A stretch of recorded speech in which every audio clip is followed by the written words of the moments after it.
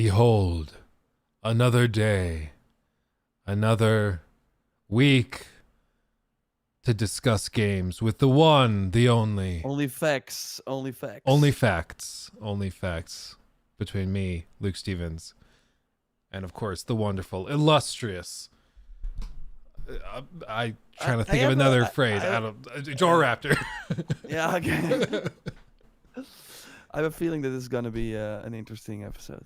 I'm excited. I heard that. Me too. A game came out, and for one, just so everybody's aware, there's a ton of news this week. There's information about Ubisoft, exciting news for those of you who have been interested in Star Wars Outlaws. We'll get into. We of course have the state of play from PlayStation, and we had the launch of a game that has been on a lot of people's radars, but a lot of people have been a little skeptical towards it. And for sure. It's going to be interesting because I've heard rumblings that maybe we're going to disagree on the game or what we think of it, and I'm excited for that. That's going to be fun. So, Same. Other than that game, how have you been doing this week? Have you been playing anything else fun? No, I am actually able to say that I got the Banishers game, Ghost of New Eden. Yeah, baby. And that is like from the pre-launch stuff that looks right up my alley. It's like a single-player action RPG from the people that did Vampire and Remember Me back in the day. So Don't Not. So it seems to be that type of game, but then with the sort of choices that they're also known for, right? So that you can really, pick, have narrative choices that impact the game. And the cool thing they're doing, as we saw in the pre-launch trailers already, is that you kind of can decide the fate of sort of characters you meet. So will you banish them and then you kind of send them to hell and they cannot, they're just gone, or do you have them that they're like stay alive? And it's interesting because the impact of that, I mean, I don't want to spoil too much, but it's like I can't also say way more than that, but I'm playing that and it's been cool to play like a new IP. So I want to talk more about that. That was kind of vague, but I want to keep it that way. But we will discuss it as well. Have you got that on your radar? That game is on my radar. We are working on something for that game that I can't discuss just yet. But yeah, that's a game that, I mean, I love Don't Nod. I've loved their stuff for a long time. Even Vampire was a game that I like. Of course, there's quirks to it, and it has some clunk to it. I remember when it launched on the PS4.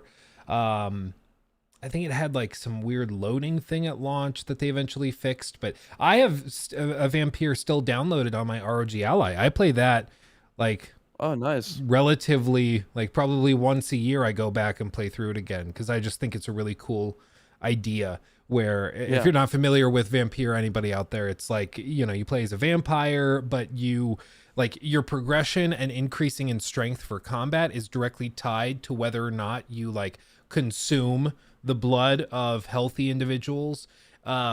But if you do that, there's narrative consequences and it turns you more into a vampire, but combat gets easier. So it's almost like the difficulty is in real time adjusted to your narrative choices. So if you want the game to be easy, you play super evil and just kill everybody. But if you want to play the game more morally, the game's going to be a lot harder with combat. So I thought that was a really cool concept. And it's pretty cool. It's pretty cool. So I'm excited to see what they've been working on for sure. Yeah. For sure, yeah. This also seems to be like a bigger budget for them, so that's nice because Vampire was kind of a more of a success, I think, than they anticipated. So fingers crossed, because they are launching in a crowded window, and not news that we wanted to discuss, but there are like enough rumblings right now that the Elden Ring DLC might be launching this month. So that's kind of crazy, and that will of course disrupt all the other AAA games, I think. Buckle in.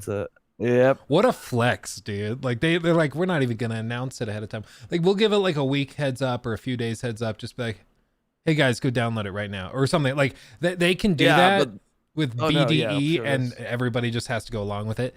Cause let's be real. We're all going to drop everything we're doing and play it. That's what's going to happen. So Yeah, I still hope it's like May or like April when it's like quieter, but we will see. I agree. That's my personal. April would be great because right now April's Yeah, kind of for sure. a pit, but we'll see. Yeah, we did learn Stellar Blade, kind of teasing already that's like end of April. Yeah, one of the state of play games. But yeah, let's look at the chat real quick. Looking good, sir. Hope you're doing well. Thanks, Odin Arrow. Good to see you as always. Oh Thanks yeah, everyone for joining. Maya, deets. Any deets? You don't have to share deets because we all know Joe Raptor had to leave early on the podcast last week. Yeah, that's right. Today I'm all free. He's all free. Schedule's been cleared. Yeah. I love no, it. About the date last week, of course, that I went on. Yeah, it went well. It was kind of nice. It was interesting in terms of I'm not sure if it really, but I don't know. It was there was something missing, but I still want to try it another time. So maybe I will keep you guys posted if that happens. Should that be a new segment where every week we just come back? God. Okay, Joe Raptor's dating adventures. See what's up. Oh yeah, people are saying the stream cut for a second. I think YouTube had a processing thing. I don't know. But yeah, we'll circle back to that maybe semi-regularly and just see where we're at. We'll get like a whole intro sequence to come in with the segment. God. It's gonna be great. So that's all great. Thank you, Maya, for the $2 super chat. Appreciate you. Yeah. As for all this other stuff, I'm excited to get into it. I'm excited to discuss this. Yeah, how have you been? Like busy, of course. Yeah, I mean that's the other thing. Like I had to drop Banishers for Suicide Squad, but I wanted to play it on Monday but then of course the servers went down. I was like I had it all planned out with the team. We had the Xbox. We were taking a trip to New Zealand, ready to play, and then 1 hour after it went live in early access, they were like, "Oh damn, there's a bug where if you just boot up the game, some people immediately completed the story. So let's fix that first." And that took them like 10 hours or something, pretty long. Yeah, but I think you of course discussed it already. They did give us $20 worth of cash, like in-game store cash. So that's not bad, I guess. But yeah, that totally. I wanted to be further into the game. I now started like Monday evening when I was ready to play at like 1 p.m. in the afternoon. But yeah, it is nice of them to give us $20 in-game currency. Because now we can buy the rest of the bundle that we thought we were getting as part of the pre-order thing. No, I mean, obviously, it's no secret at this point. I think it's probably easiest if we just kind of take turns and explain our stance on the game. My stance has already been memed into oblivion. So why don't you explain to us all what you thought of the game and your impressions and value, if you think it's worth the cost, all that good stuff. Yeah. So yeah, I also put up my video. So if you want a more concise like review on that, you can check it out on my main channel.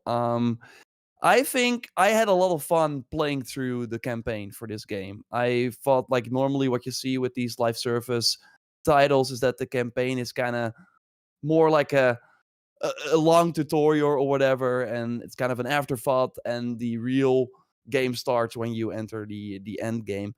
And that did not feel the case for me here. I thought it was pretty well paced. You have like quite a lot of cutscenes at the start, so you really get to know these characters, and I think the writing is really well done. It can easily be done wrong with the humor that they're going for in the lighter tone, but I think giving a lot of screen time to these characters early on, I really cared for them at the start, and especially Captain Boomerang and King Shark being the sort of person that just doesn't really know how humans interact, so always has like a fun one-liner at the end of the conversation. And the presentation is really good. The game looks beautiful. The facial expressions are really awesome. And I think just the idea that these characters, these villains that are clearly not capable of taking on the Justice League, have to do it because they got a bomb in their head. I think Amanda Waller, super amazing performance as well. So that is all great.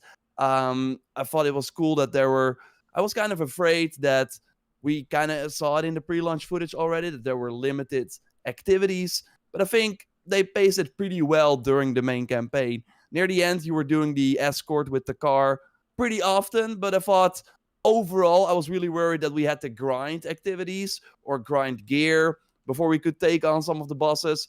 But that's totally not the case. You can just blaze through the game. You get a pretty powerful weapon in like midway through the story that you can just use throughout the whole game and be fine with it. So if you don't care for the looters, for the RPG stuff, you can still have I think, a great time through the story campaign.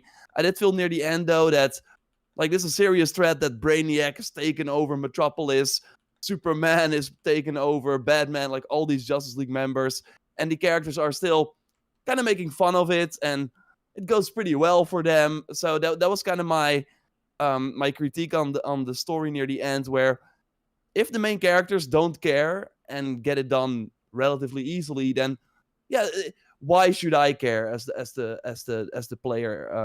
So that was kind of my critique on it, but I still think the cutscenes every time the Justice League shows up, production value through the roof, really, really awesome moments with Wonder Woman in particular. Some of the boss fights I think were pretty cool. So I had a great time for the 10 hours. I was surprised, I think you discussed it as well, that it was only 10 hours. That all the sort of pre-launch stuff we saw was almost the whole game. Pretty much, apart from some moments near the end. I really thought, okay, the build up to the Flash was really long. It was like 4 hours or something. We're gonna get that for every hero. But it really felt like at the end they were like, damn, we have 3 other Justice League members that you have to fight as well. Let's just throw them in there. And that kind of felt, yeah, I did not. I wanted like a more extensive campaign. I think that would really help the game if it was like a 20-hour thing that you could like just play solo and be fine. Then I could more easily recommend it to people that don't really care for the looter stuff. But right now, for the full price, it's just still hard to recommend, because when you eventually get out of the story campaign, I thought they did it.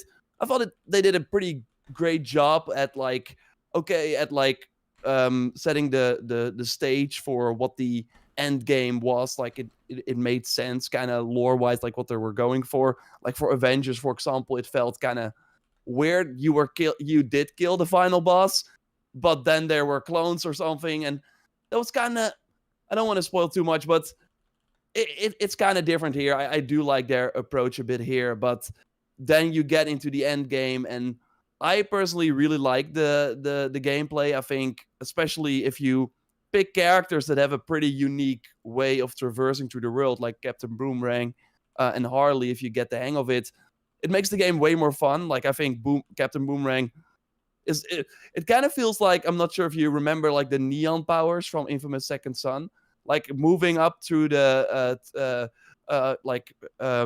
against the wall and then moving up and throwing your boomerang to like sip to something, dash between or dash around in combat. I have a great time with that.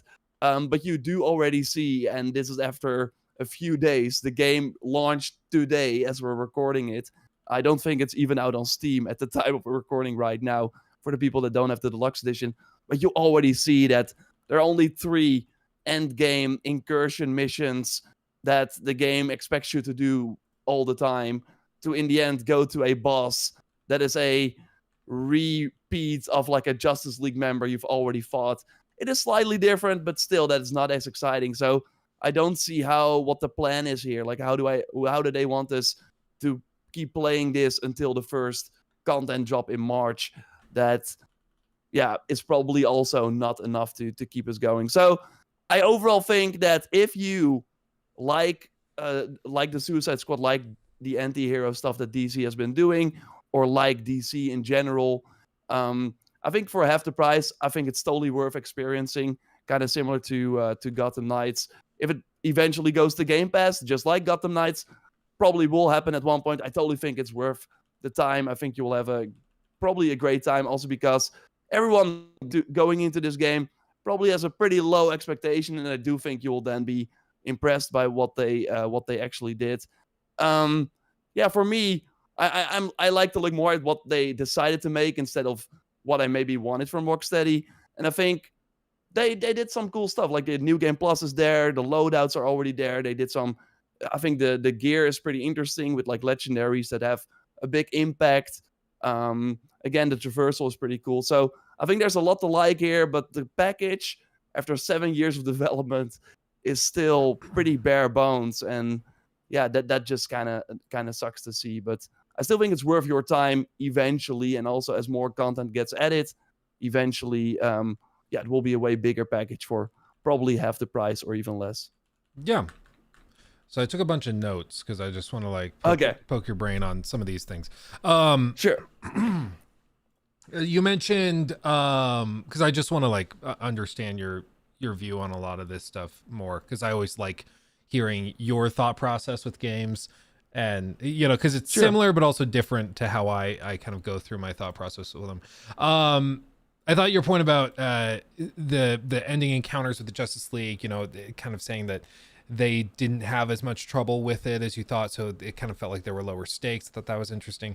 Hard to recommend for the price. I mean, you say you like the gameplay. What did you think of, within that 10-hour campaign, what did you think of mission variety? Did you find that was where it needed to be, or what did you think of it? I maybe came in expecting that at one point you do the first missions for Flag, like one of the support characters, and when I hit that point in the alpha, I was really afraid, okay, this is going to be a sort of something we have to grind before we can go to the next main mission. But that was only really that part. Like, I feel that you have two sort of open world activities that are maybe not that inspired, but again, I like throwing my boomerang. I had a very cool SMG where after 4 critical hits, it would instantly reload. Like, I was having a great time running around, shooting everything with boomerang. And I thought that, again, maybe near the end, we had the sort of escort mission quite often with the car. But you were constantly treated with like a new story moment after doing max 2 of these less inspired missions, and then you were suddenly in a more linear mission, or you were suddenly in a different version of the world. So I think that I was constantly engaged throughout the campaign, and I was never like, oh damn, here we go again or something. I have that more during the end game right now. Interesting. Okay. What about like enemy variety? Did anything there stand out to you? I mean, Yeah, you no, I mentioned think the the end designs. boss. Yeah, the designs are, I think, from moment one already kind of an issue. Like, they don't look exciting, and I never like games like this where you're constantly fighting to only have one enemy faction. And I think the sort of they at the start they throw in quite a lot of different variants, like the sniper, the heavy trooper, and all that sort of stuff. Then at one point they have like a flash type of enemy, but they really feel there to be bullet spongy enemies, like, or not even. I think the bullet sponginess depends on if you play in multiplayer or solo. That's why I actually prefer to play this game solo. But yeah, I don't like the designs of them. There are really not a lot of them. I agree with that. So I did wish that they would do more of that. But I do think, so, for example, the sort of brute enemies that they have sort of a mechanic where they will heal themselves, so you have to melee them first. I think that's pretty fun. The snipers that you have to kind of wait for them, to counter them. The flash enemies that also have some extra strength and weaknesses. It's not like amazing. Again, I wish there were. Why are there not enemy factions or something? Are all the why is everyone a brainiac soldier? So I wish there was more variety for sure. But for me, I mean, the boss fights against the Justice League members really helped to, especially the Green Lantern fight. I thought was really, really cool. That helped to make things more interesting. But I agree, it's totally one of the weakest points of the game. Yeah.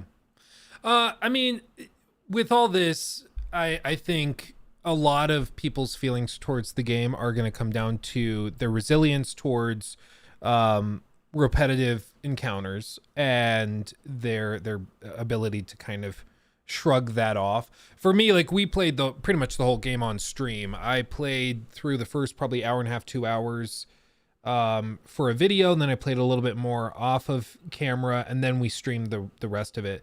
But all told, like, my feelings were quite apparent on my face, where we ran into technical issues. We ran into issues where like we would be playing a mission and like, you know how it beams the enemies down and it's like, okay, now clear these guys out while this truck scans the area or whatever it may be.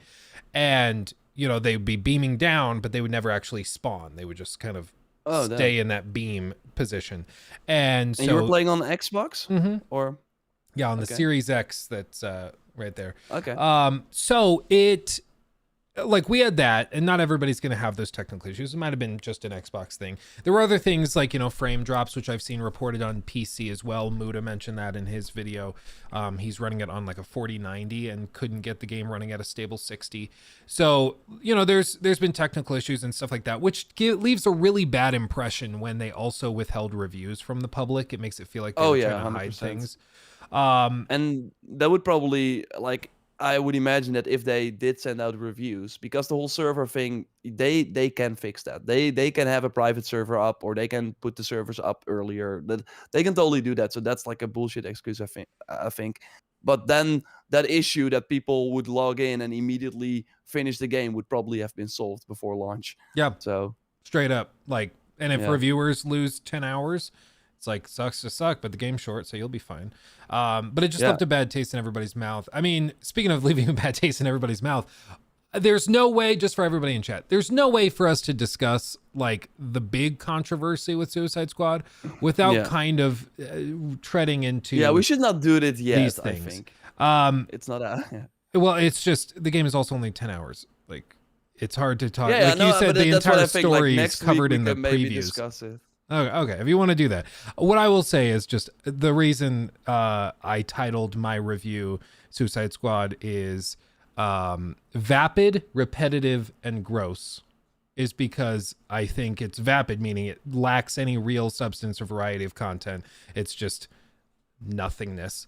It's repetitive because it's a 10-hour campaign for the story that is made up of probably 2.5 to 3 hours of actual unique missions. Everything else is just repeated. Like, I think we counted, and the van mission we did like 5 times in the run. We did the shoot the whatever crystals that go to the centralized thing, and that we did that like 9 times. You know, it was the same missions over and over and over again, so it's extremely repetitive. And then with the narrative stuff, I felt that it was just gross because it wasn't even necessarily that they were trying to be true to the characters and be like, ooh, we're sticking to the Justice League because we're playing as the Suicide Squad.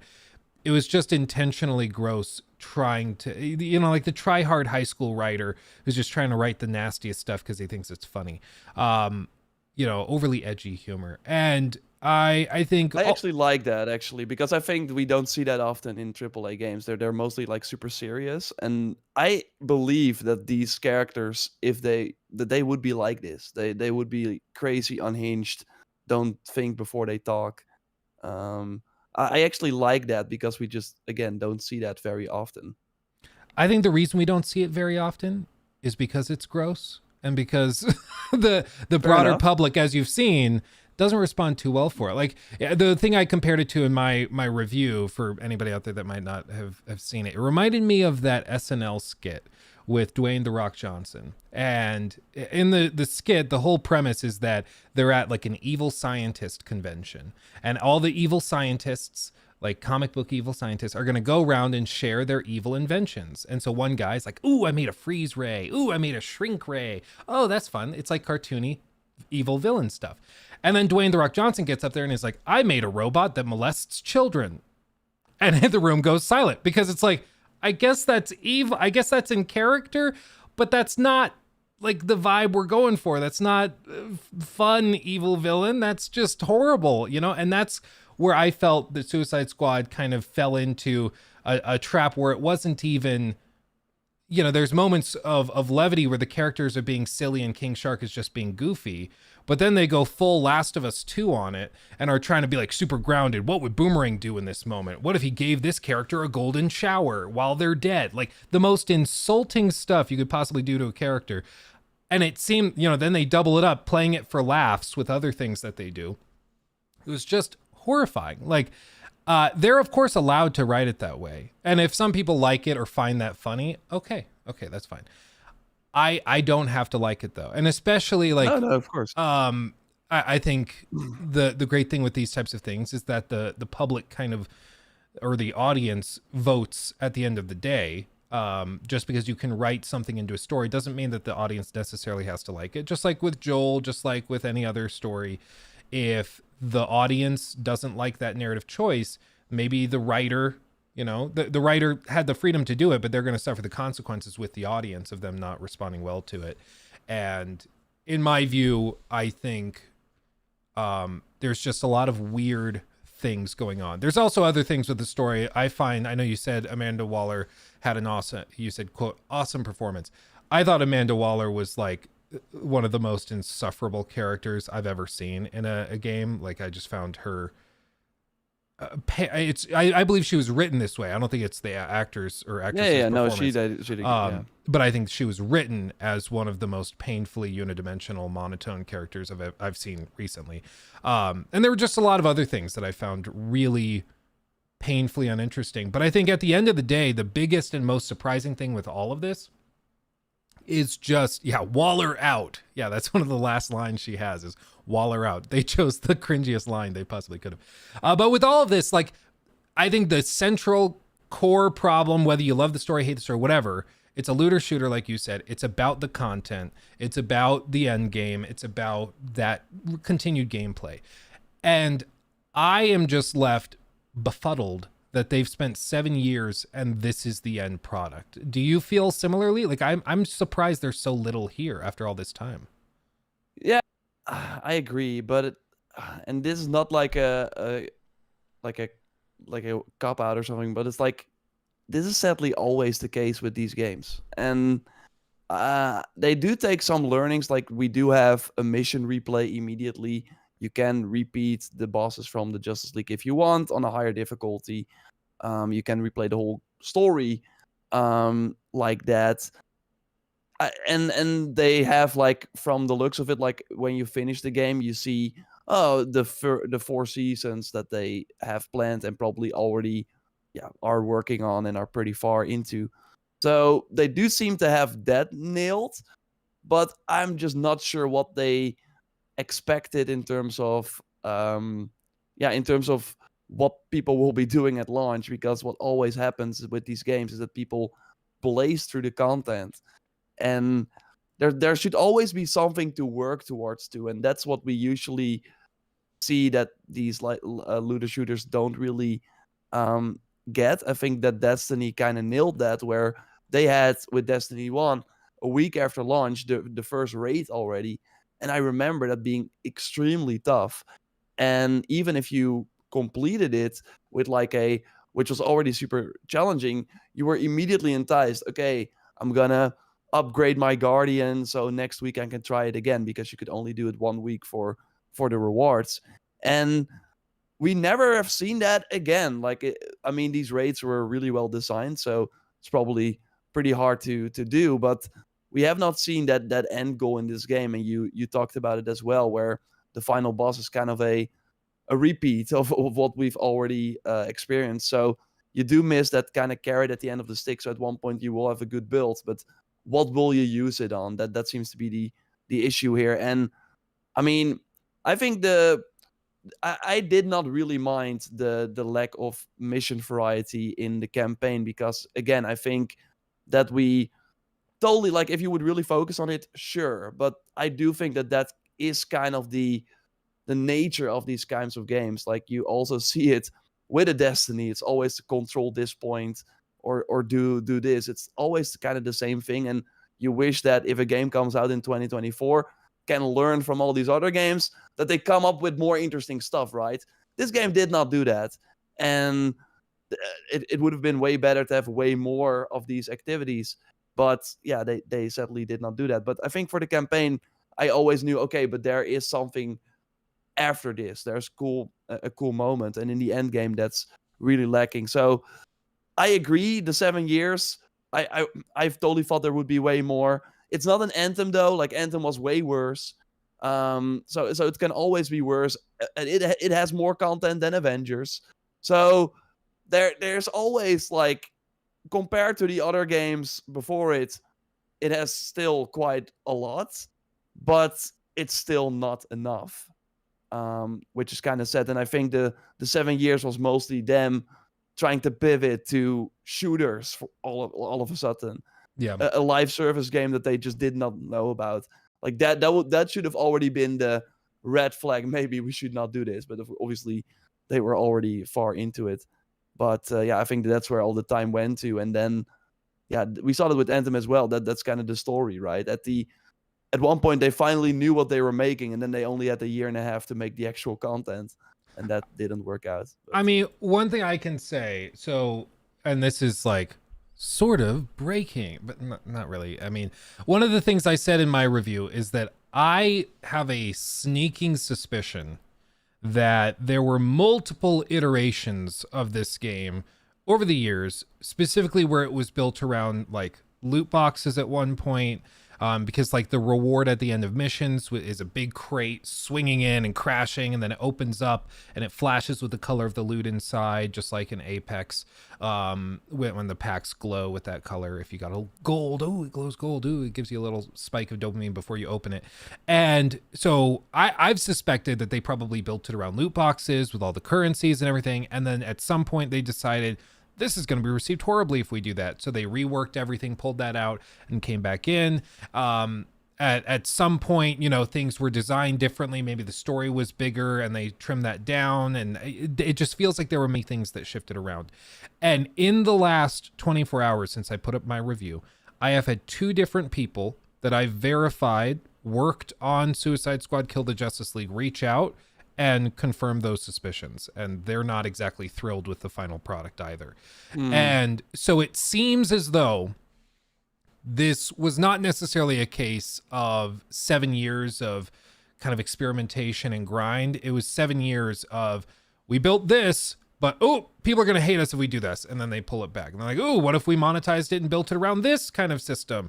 Oh, nope, that wouldn't be received well. And they pull it back. So by the time we finally get the end product, it's been reworked and it has these weird remnants of other versions of it, just like with Gotham Knights, where that game bizarrely had, you know, dozens and dozens of skins for every character that you would just unlock freely, and a bajillion crafting components, and it felt as though it was like this seems like maybe at some point there were loot boxes or something to give those to you. Just seems like it was built around it. So I mean, to their credit, they stripped that stuff out and went for a purely cosmetic shop, which I do think they deserve some credit for. But at the end of the day, I mean, I still think that it's pretty. I mean, we talked about Gotham Knights, and that game I don't think had microtransactions in the end, but there are no cosmetic options in this game if you did not buy the more expensive edition. There are only 2 outfits, and you can like get a new hairstyle or something for the characters, and that's everything in the game. That's really bad, especially for a third-person game where you're constantly looking at the character. Yeah. So, and we saw well, like you said, like you mentioned earlier, we saw pretty much everything this game had to offer with story and with gameplay. And now we know with the shop and cosmetics also all before launch. Like there really is not that much new that we found out since we got the game. And the most baffling thing that I've discovered since playing it is that season 1 doesn't come until March.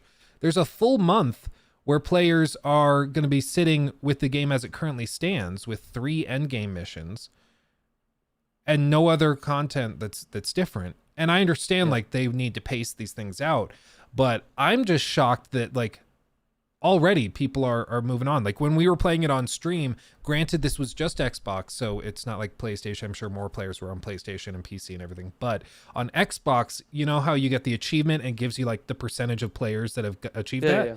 When you compared the achievement you get after completing the final boss fight, where it flashes story complete, right? And then you compare that to the completion rate of the mission. You get an achievement when you complete the first like end game mission. That's 5 minutes after that. Like over a third when we were playing it during the early access with just deluxe edition members and owners, the most hardcore devoted people. In that time, over a third of people didn't have the achievement for the end game mission. Like they had completed the story and at the very least put the game down for some indeterminate period of time to go do something else. They had completed the story and didn't go through with doing the end game content that's 5 minutes after that. And that to me is worrisome. That to me is worrisome. I'm also saying, we have to wait and see, because that we were all playing really when the game just came out. So I think it will be more telling if indeed that happens, that when people are like, what do I have to do now? And then there's like this huge divide between it. I also see Kino Man Sky saying, are you saying we should settle to this kind of quality for AAA? I don't understand how you can defend this game. My answer to that would be, like, I'm not saying, I'm just more trying to see how we got here. And again, 7 years, you would hope that, yeah, it would have been a more sizable game. All I'm saying is that I had a great time going through the story. I, in my review, said it's not worth the full price, but I do think that people will get enjoyment out of it for half of it. And I still think it's worth your time. Like, I really think that with the sort of discussion that is going on the internet right now, and a lot of people just saying that it's like straight up bad, that if I would just look at all the titles for a lot of people's reviews, then it sounds like a 2 out of 10, or like it's even worse than Anthem. And that's totally not the case. I think there's still a lot to like here. I did not have any technical issues. I played on Series X, played the whole story there, and then I went to PS5. No issues there either. Only when I was playing co-op, I had some issues, but solo, it was all fine for me.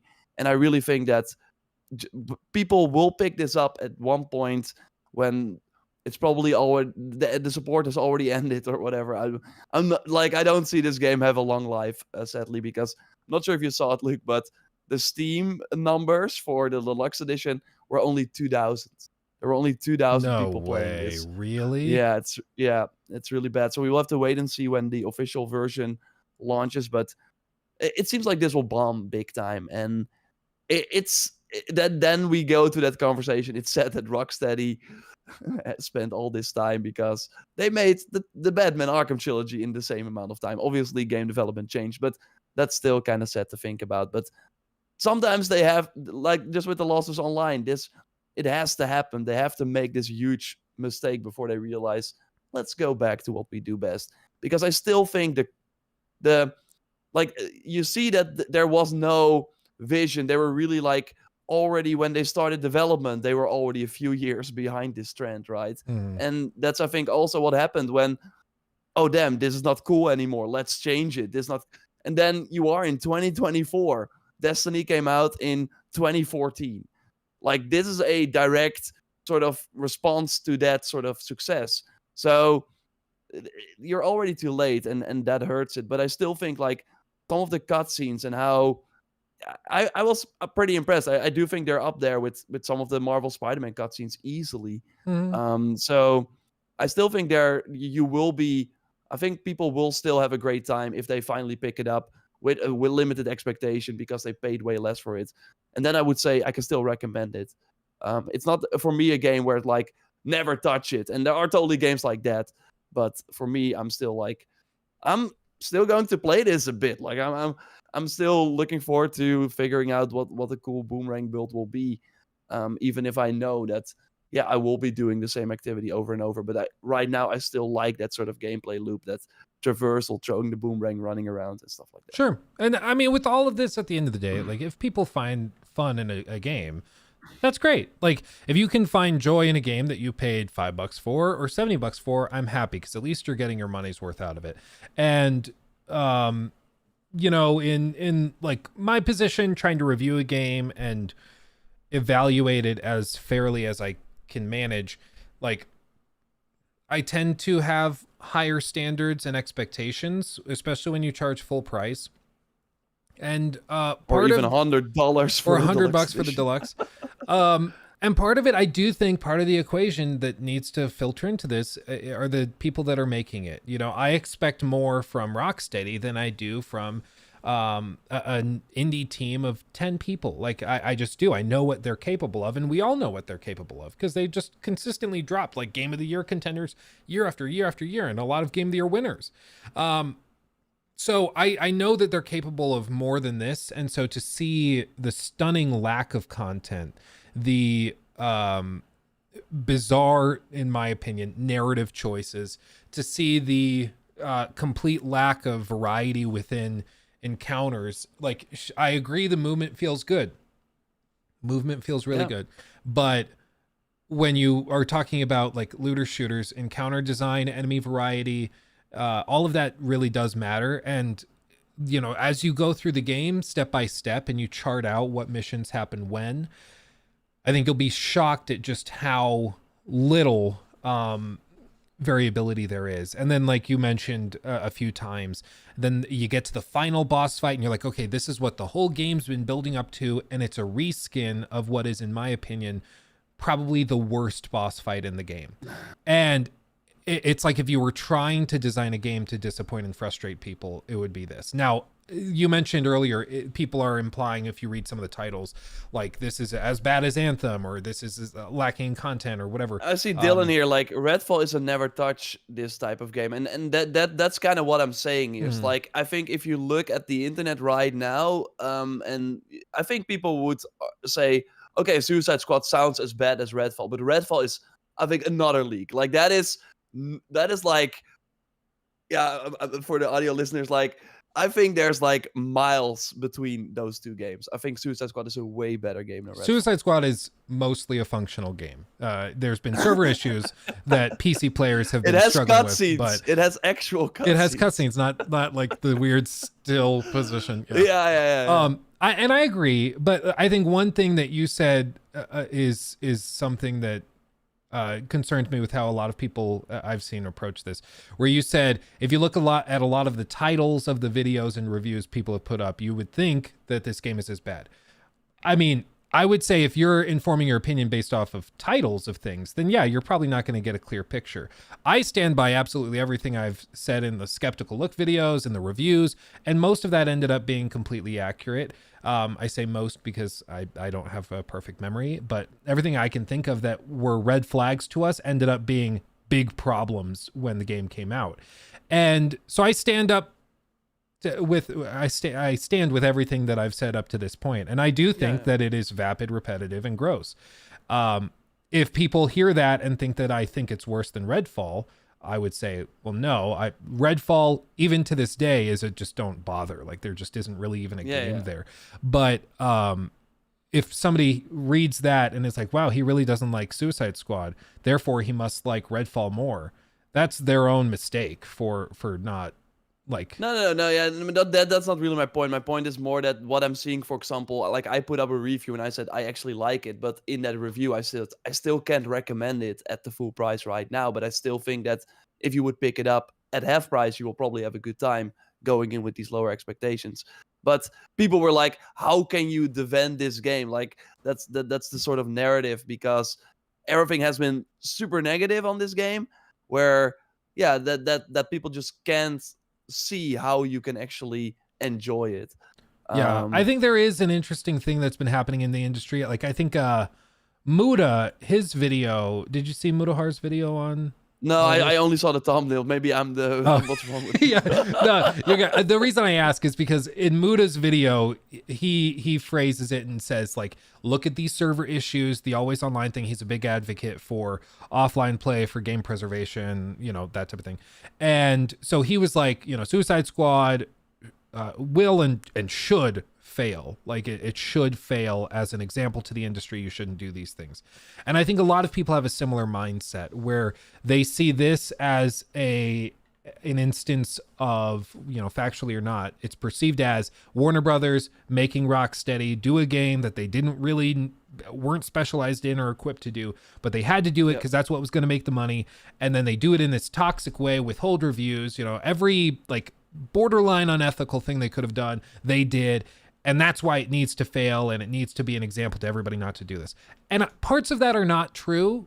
like Rocksteady, from the reporting from Jason Schreier, it looks like Rocksteady was already working on a multiplayer co-op game that they wanted to do, and then they got handed the license to Suicide Squad, and they kind of shifted over to this. So it seems like they wanted to do this, love it or hate it, but Yeah. The perception is that this needs to be the thing that's crucified to make an example within the industry. And I think that represents a real anger and frustration that the broader community has, which, you know, if Suicide Squad is the game that gets crushed in that crossfire, that is unfortunate because it's not as bad as Redfall. But I would also say, you know, Redfall and those devs also got crushed because that game fit perfectly in the narrative of a lazy multiplayer co-op game. And so this just happens when a game perfectly represents everybody's hatred and frustrations. It's going to get crushed between the rock and the hard place. Yeah, and I think that, I mean, it will happen. This game will be an example of, again, why, like, maybe the end of these studios trying a PvE type game like Destiny when they don't have that experience. But I think right now it gets to the point where people that do enjoy the game and are like, whoa, I got like, I mean, what was the last looter shooter that was like a third person shooter? We had Outriders, Borderlands has been gone for a while. So Wonderlands, that's also been 2 years ago. So these people are now like, whoa, this is actually kind of great. But those people can't enjoy it because it's not what other people want or something. I don't know. It's an interesting discussion, and I agree that if you don't want your favorite studio to do this kind of thing, send the message, and the message is now really clear. But I tend to like, I tend to just be like, okay, I played this game, I went in with an open mind, and I actually enjoyed my time, and am still kind of enjoying my time with it.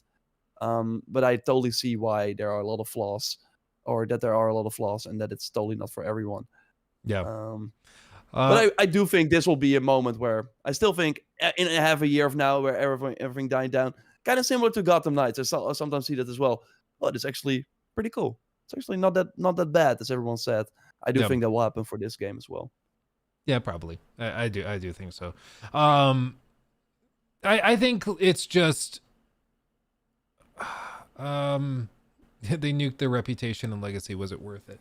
I do think that there's been damage to the reputation of Rocksteady, but I think Rocksteady has largely been transformed into a live service support studio at this point, which is why the founders left and created a new company that they're bringing veterans of Rocksteady to.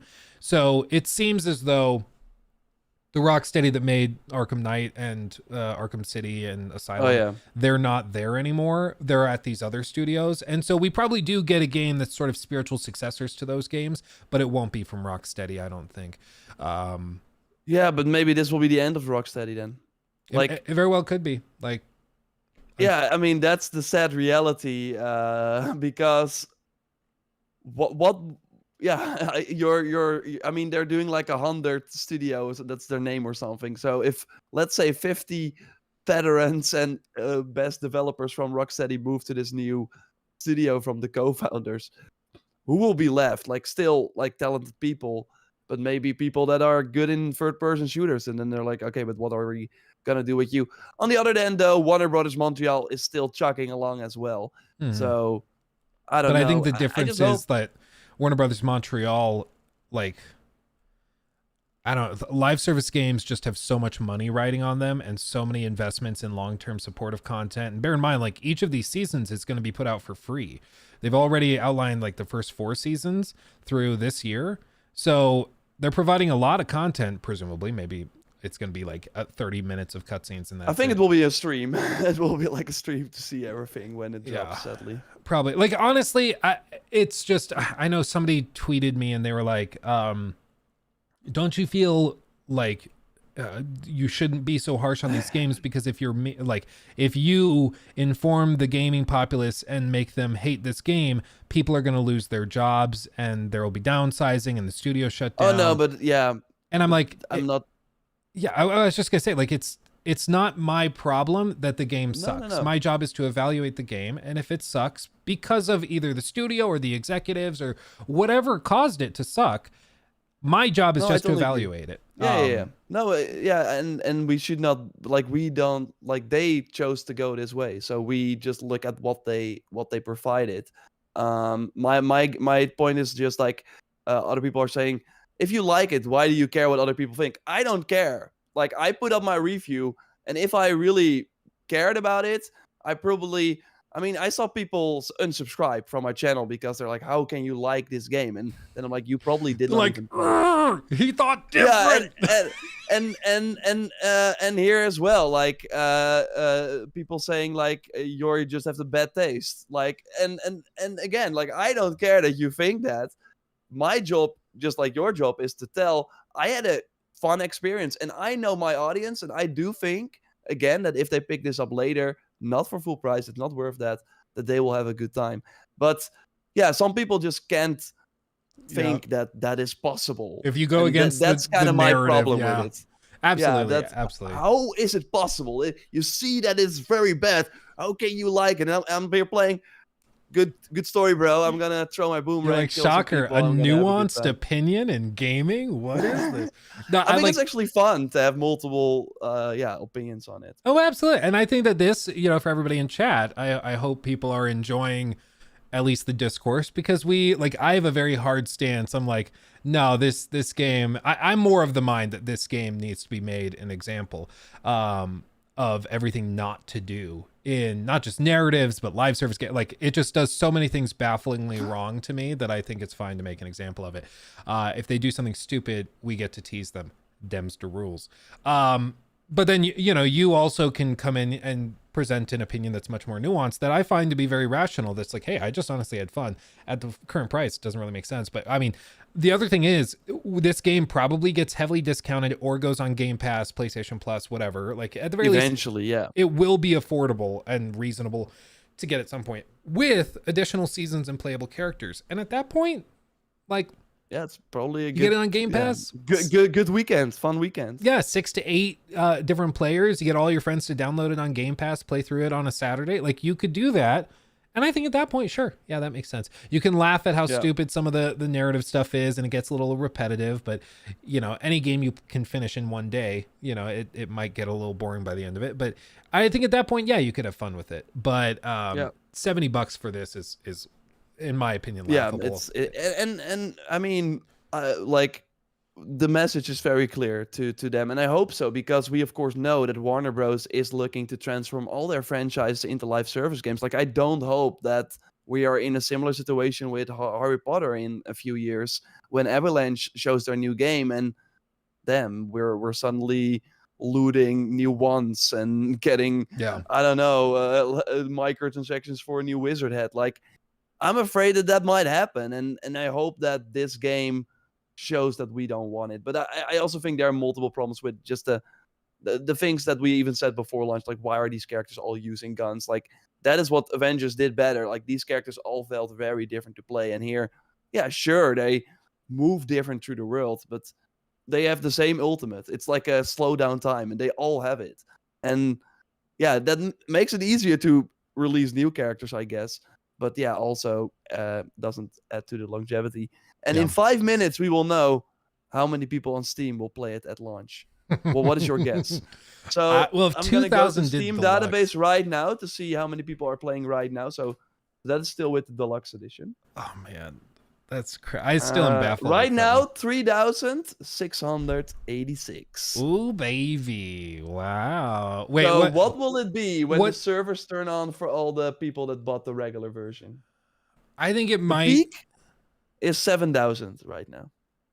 I would love to know how many people returned it. I think what's going to be interesting is, do they have a stat for like how many people have over 2 hours of gameplay?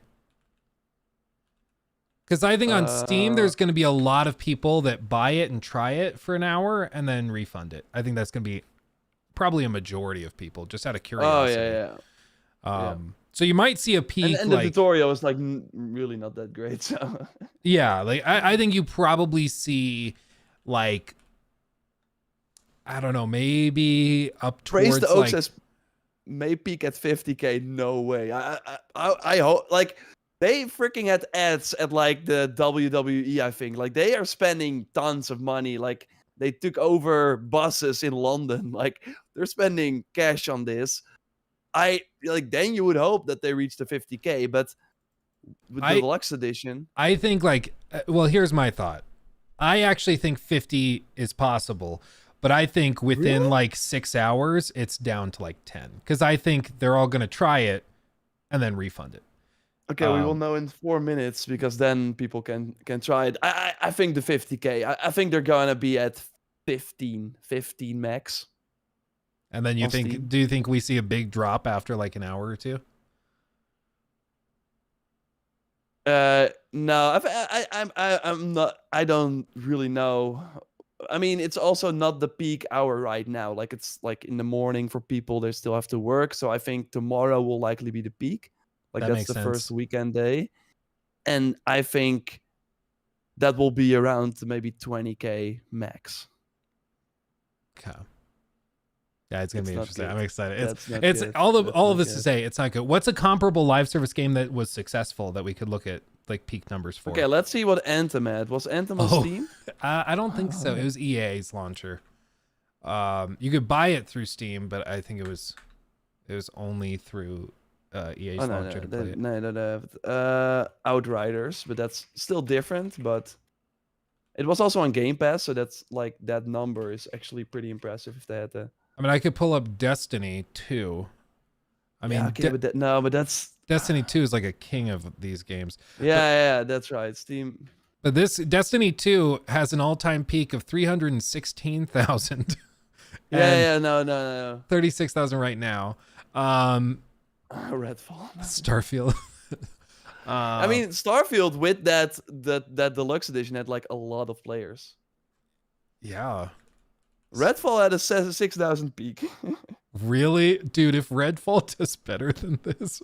I mean, I guess Game Pass, but well, I guess that's on Steam. Gotham Knights. Because who would have thought that when Rockstar, because I think at one point during DC Fandom, I think it was during COVID, both Suicide Squad and Gotham Knights were announced. And everyone was looking at, Suicide Squad, Rocksteady. What if Gotham Knights turns out to be like... Gotham Knights had an all-time peak 16 months ago of 24,000. I'm still surprised there's 378 people playing. That's crazy. About 3 months. It had a peak around Christmas. It must have gone on sale. Okay, do you think it will be more than 24,000? You would think so, right? But you would really think so. I think like just because of the negative publicity, I think it could do above 25,000. But like I said, I think it craters right after because I think a lot of people are going to refund it. Okay, we will know soon enough. Let's move on to the next topic. Unless we have something else to say. I think we already discussed this pretty extensively. So let's go to Ubisoft. And speaking of numbers, things are also not looking really good over there. Yeah, we got numbers, guys. Give us the breakdown, Mr. Joe Raptor. What happened? So Tom Henderson, of course, well-known reporter. He talked to a lot of people inside Ubisoft. And some bad news. It seems that morale is at an all-time low, and employees fear that the publisher could be next to see a major restructuring. Of course, we already have 7,000. I can't keep up, but it's like 6,000 or 7,000 jobs lost in 2024 alone, which is almost more than the whole of 2023. Things are bad out there, and Ubisoft has more. They have like 20,000 people employed. And I think Microsoft Gaming has that now as well. So Microsoft Gaming with Activision has the same amount of people employed as Ubisoft. Yeah, and this is something that's been said for years, just to be clear. Like, I followed Ubisoft as a stock through college because I had a bunch of projects on it. Because I was like, I cover gaming for the channel, and I also am studying finance, so why not? Let's do it. And so I studied Ubisoft as a company pretty heavily, and investors and analysts have been saying for like 15 years that Ubisoft needs to like have the number of employees they have. They're like, for the amount of revenue they bring in, they have way too many people working for them. How they're able to justify it, I'm not really sure, but this is like a common thread. I think a lot of funding from governments. That was kind of their take, right? That they were like one of the first in Montreal. So yeah, they were really like, okay, yeah, sure, we want to support the gaming industry, and I think they are doing that in different countries as well, where they Yeah. are really the prime spot. So A lot of everyone that wants subsidies. to, Yeah. yeah, everyone that wants to stay there, go and work in game development, they go to Ubisoft. But yeah, so yeah, they're and that sucks. Like we already saw some layoffs from Ubisoft, but that was mostly in marketing and publishing. So like the whole I went there a couple of times for like previews and stuff. Like the whole office in the Netherlands was closed. So they're now all doing it from Germany. So one person in Germany is doing the whole of the Benelux, which is insane. But they are hiring new people again. So it's kind of interesting, but yeah, maybe developers studios are closing down as well, which would be kind of sad. But yeah, if you look at the numbers here that Tom Henderson also reported, so he said Prince of Persia: The Lost Crown, of course, launched 2 weeks ago. Very high Metascores. Did you finish it? Did you play it? I've not finished it all the way. I got busy with Suicide Squad and Yeah. Like a Dragon, but very, very good. Very good. Yeah. No, it's really good, and it's kind of the old school Ubisoft that we have kind of missed over the years, where they made the Valiant Hearts and the Child of Light and yeah, and of course the Rayman games. It's also the Rayman team that is doing this. But here, Tom Henderson is reporting that only 300,000 players at the time of writing have played the game. So a caveat here is that you can also subscribe to Ubisoft Plus. That counts as a player as well. And if you, for example, share games on a console, which of course a tactic you can do to play with multiple people, play the same copy, that also counts as a player. So 300,000 players, not good. So Tom Henderson estimates revenue, 15 million in revenue. But I asked him about it, like, how did you estimate that revenue? Did you hear that from Ubisoft as well? Or I asked, are you doing the price of the game times the amount of players? And that's what he did. So the 15 million is not correct. That it's like way less, because if they, for example, sell it in the PlayStation Store, Sony takes 30%. So they made, maybe, if we're being like generous, 10 million on this game, and it probably cost them way more to make. Although it is, of course, a 2D side scroller, 2.5D game. But yeah, not good. But I do hope that maybe when it gets picked up, maybe it's like part of the, I don't know, platforming game of the year or whatever conversation. It might get another boost. They will probably discount it, because for $50 it was quite expensive for a game like that. Yeah. Maybe they will do like a Switch 2 launch version. I think that would be a smart bet. And I think a lot of people are like scared to put money up for a game like that, but they would end up loving it. So I think that's the kind of game that could do really well on a Game Pass type service, just for people to try it, because once you try it, I think you'll really like it. Yeah, they did a demo, but that still, sadly did not convince enough people. But yeah, that also kind of shows, and that's kind of what they're saying. Like, we're all going to focus on the biggest franchises, and Ubisoft is right now saying, we made a Prince of Persia game and you did not buy it. Obviously, it's kind of different from the recent Prince of Persia titles that maybe people wanted. But we also had Avatar. And I kind of expected this already, because we, of course, had very little marketing.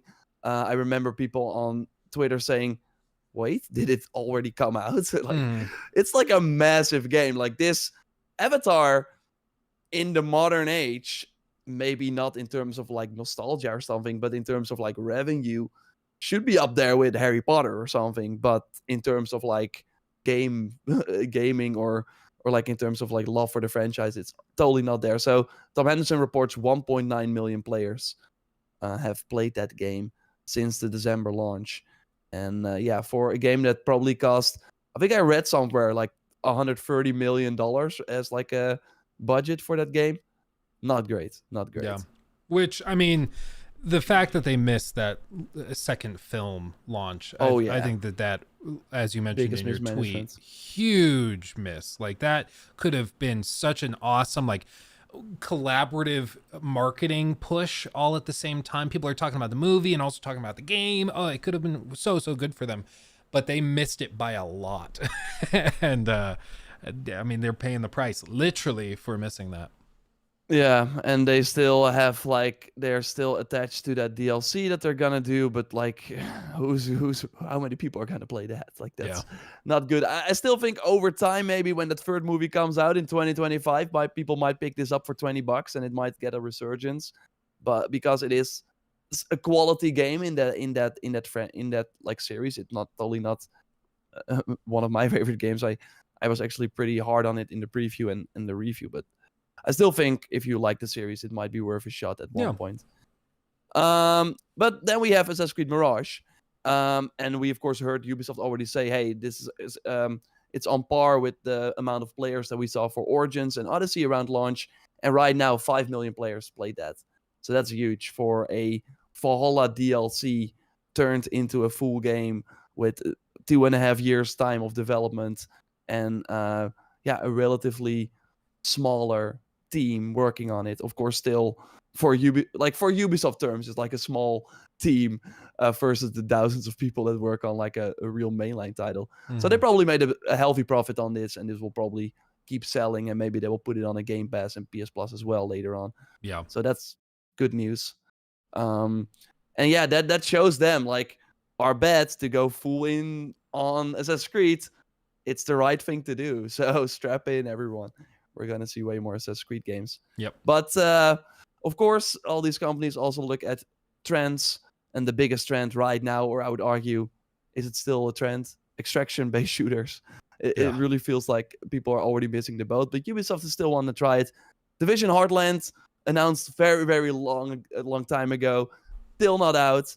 It should have launched this year, last year, but hey, it's still chugging along. Then we have a Far Cry extraction shooter that they want to launch in 2025. And also, this interesting, a new IP set in World War II that is forecast to release around 2026 and 2027. So that's a new game that we did not know about that they want to launch. So that seems to be a new IP, which is interesting for them. But once again, like 2027, what will the landscape for extraction-based shooters look like? Marathon will be out from Bungie, etc., etc. Yeah. It's hard to say. It's very hard to say. It's a big gamble, but they, as we know, they also put a lot of money into like the Ubisoft Quartz system, which was their whole NFT platform that they quickly buried and moved on from. So it's one of those things when you try to chase trends, you got to be ready to waste some money in the process, unfortunately. Yeah. Has Ubisoft ever been successful when they chase trends? Like, I'm thinking of like they were I kind mean, of the maybe first to they really go for the open world sort of thing with Assassin's Creed. They were kind of on at the forefront of that. I mean, they kind of shifted and started chasing the Witcher 3 hype with Origins and Odyssey in those games. Sure. Even mirroring marketing phrases, like the whole pitch with The Witcher 3 was every side quest has a story.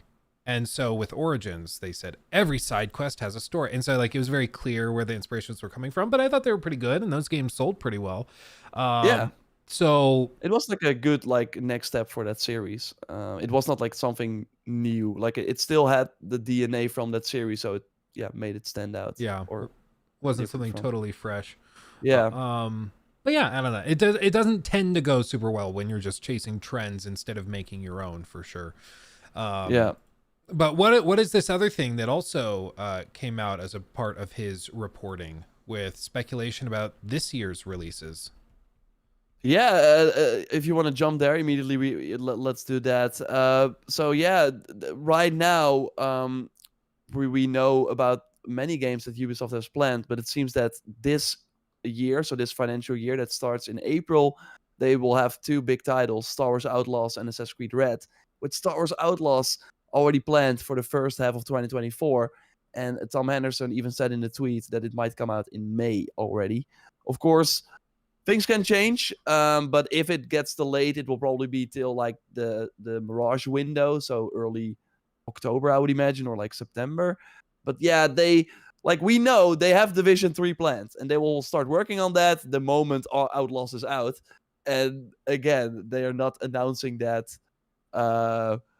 Yeah, when they announced it and then a year later they're only starting on it, I don't think that was the plan. So we already discussed before that Star Wars Outlaws seemed to be happening earlier, And yeah, internally they are aiming for that May date. And right now you can do a press event like maybe we can get a call any moment and be like, hey, want to go to the Disneyland Star Wars section or whatever, and then we learn that it's coming out May 20th or something. I would lose it.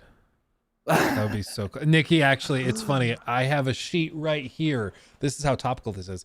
This is a sheet that Nikki, as you can see through it, she has written the full page, full of details on how much it would be to go and take the two boys to Disneyland or a Disney cruise. She priced out everything last night, so she's thinking of it. I haven't told her that this is a thing that's. So you can't go alone. You can. You have. It would be a whole family business trip. Yeah.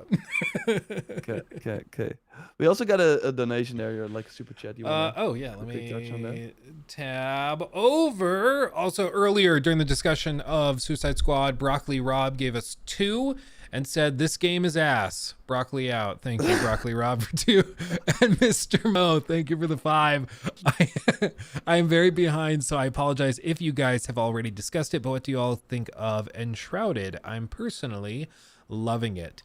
I have it downloaded. I have not booted it up yet, though. But it looks cool. I saw it. It's just not. Yeah, I'm just not a huge survival fan. I did like how like sort of easy it was in a Pal World, and that the focus was more on what I did like the RPG elements and catching the creatures. But I think Enshrouded is more like a typical survival game, right? Or is it also like more an RPG? It's my understanding is it's like a survival game, but it mixes in some stuff from like the Dark Souls series, and also like some extraction elements. It's kind of a cool melding, and it's also a what do they call it? Voxel game. So like you can tunnel through the earth, and stuff like that, which is kind of cool. But no, I also have not played it yet. But it's cool that game still finds success. I think that it has already been bought by 1 million people. Next to a Pal World that, of course, has obliterated all the records and is doing insanely well. But yeah, let's go back to Ubisoft, because again, Star Wars Outlaws, I think that would be huge. I think that would make sense. I all said it on Twitter, but May the 4th is sadly on a Saturday, so that will not happen. I think it will probably be later in May as well, but I think that would be the perfect title to have in that. I mean, only Hellblade is in May, right? So I think so, yeah. Perfect. And that's personally, and I'm saying this as somebody that loves Hellblade, or the first one, I think Star Wars Outlaws dominates the conversation. If it's 100%. If it's as good as it looks, like for people who don't know, this was like the Shroud, like we're playing this sort of Han Solo like character, and they really seem to have nailed the sort of. Yeah, I mean, it will be exciting to have a more open space in these types of games, where, of course, Jedi Survivor already tried that a bit, but it was ultimately still a linear game. The combat seems to take a lot like the shooting, seems to feel a lot like the Battlefront shooting, which is great. And it seems to have some cool choices you can make as well, where you can ally with particular factions. It has like seamless flight. I do think you actually. It's not like with a loading screen, at least. So you jump into your ship, and yeah, you will just fly up, and then you can freely explore the galaxy that way. Should have multiple planets, some familiar ones, some brand new ones. It looks stunning, like it's a Snowdrop engine. So if Avatar looked amazing, this is looking similar like that. So I think they got a lot going for them, and I love Division 2, and that I just played through the campaign mostly for that. And I thought that was already pretty awesome. So I have high hopes for this. I do think this will be that next, what we maybe already expected from Avatar. This will hopefully incorporate some new ideas in the Ubisoft open world formula. Yeah, I hope so too. And it's an interesting reversal of what's happened with a lot of games recently, where a lot of people have seen the a trailer for a game, and they're like, I don't know, I'm still not sold if I should try this. With Star Wars Outlaws, everybody's seen the trailers and are like, ooh, that looks awesome. They just have to do what they showed, and I'm in. And so it's a reversal of that same thing. And I think, of course, now expectations are high. It's just going to come down to, if there's more to the game than what was shown in the trailer, if the trailer's just a little sliver, if there's any way that they deliver on what's in the trailer, and more, this could be a really big deal. Yeah.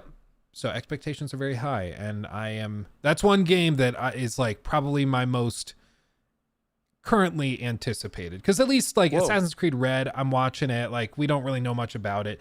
I don't know to be excited or bummed, like we just don't really know anything about it. But with Star Wars Outlaws, if they pull that off, like some people are saying in chat, it looks like what we wanted Starfield to be. Yeah, like that. The other game I'm excited for is Dragon's Dogma 2. You're right, but if we're like, I don't know, they both look great. If you could play one of them right now, you would pick Star Wars Outlaws probably. I feel like I have a better idea of what Dragon's Dogma 2 is gonna give me in terms of gameplay, and maybe I should be more suspicious of Dragon's Dogma 2. You mean Outlaws? More suspicious of Outlaws? Or? No, Dragon's Dogma 2, I mean. Okay. Outlaws, I think I'm with everybody where I'm like, it looks almost too good to be true, so I'm a little hesitant. But they both look great. It's a tough question. Hey, but let me tell you, said Red, you don't know. I got like this insane tweet. I looked at my Twitter and I was like, what? So this person, Bonnie the Villain, is saying it will be the most enjoyable game in the franchise. Take it to the bank. So this person, out of nowhere, was dropping quote unquote rumors for Assassin's Creed. Info came to me by a trusted source, and I wanted to share it with you. Now, why are we talking about Bonnie the Villain, you ask? Why are we doing it? Well, XD Animus reports that Bonnie was the first person to say that in Mirage there will be lip sync in Arabic audio as well as English audio. NPCs will speak Arabic in the game. Arabic dub is included in the story trailer, and those things all came through. So someone is maybe leaking stuff to Bunny here, and what the sources are saying to Bunny is that the world premiere trailer for Red will be dropping in May. The gameplay showcase will be at a Ubisoft Forward, not in June, but in July. And the official release will be in November 2024. I mean, I would say all of this looks shockingly predictable. I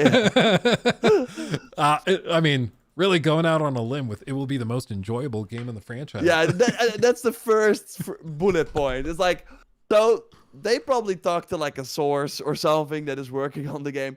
They're not gonna say this is like the worst title you'll have ever played. My trusted source says the game will be enjoyed by some. But I mean, I think that timeline makes sense, whether this is coming from an actual trusted source and is like true reporting, or if it's just informed guesses. I think that the timelines make sense. If anything, like I might expect the world premiere trailer to come a little closer to the Ubisoft Forward event.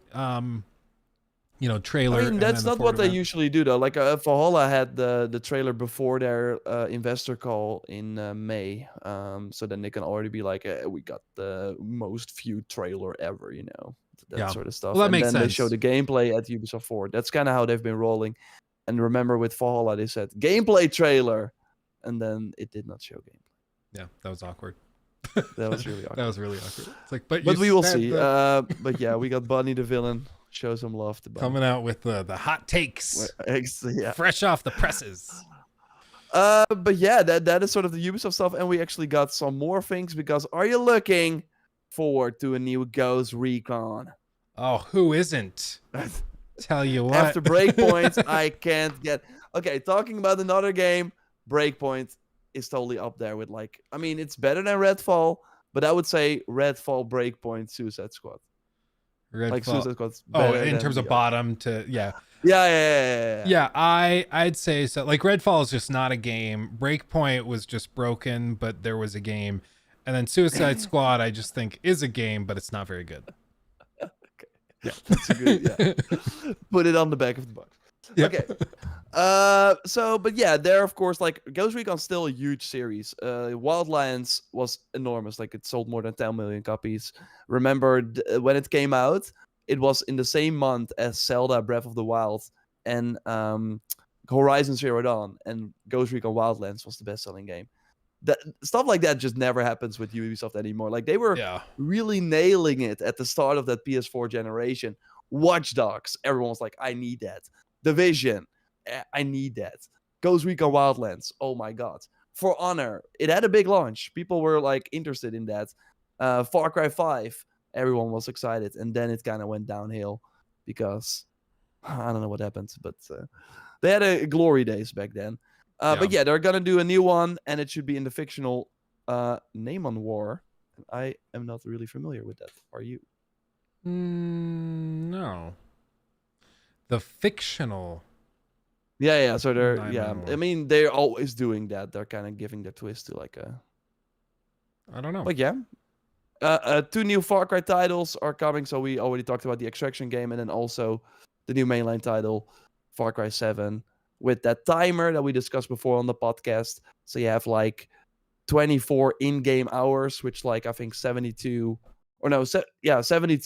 game hour 72 in-game hours, and it's like 24 real-life hours. Yeah. And then you have to rescue your family members, but you can fail, so they can die, which is a cool twist.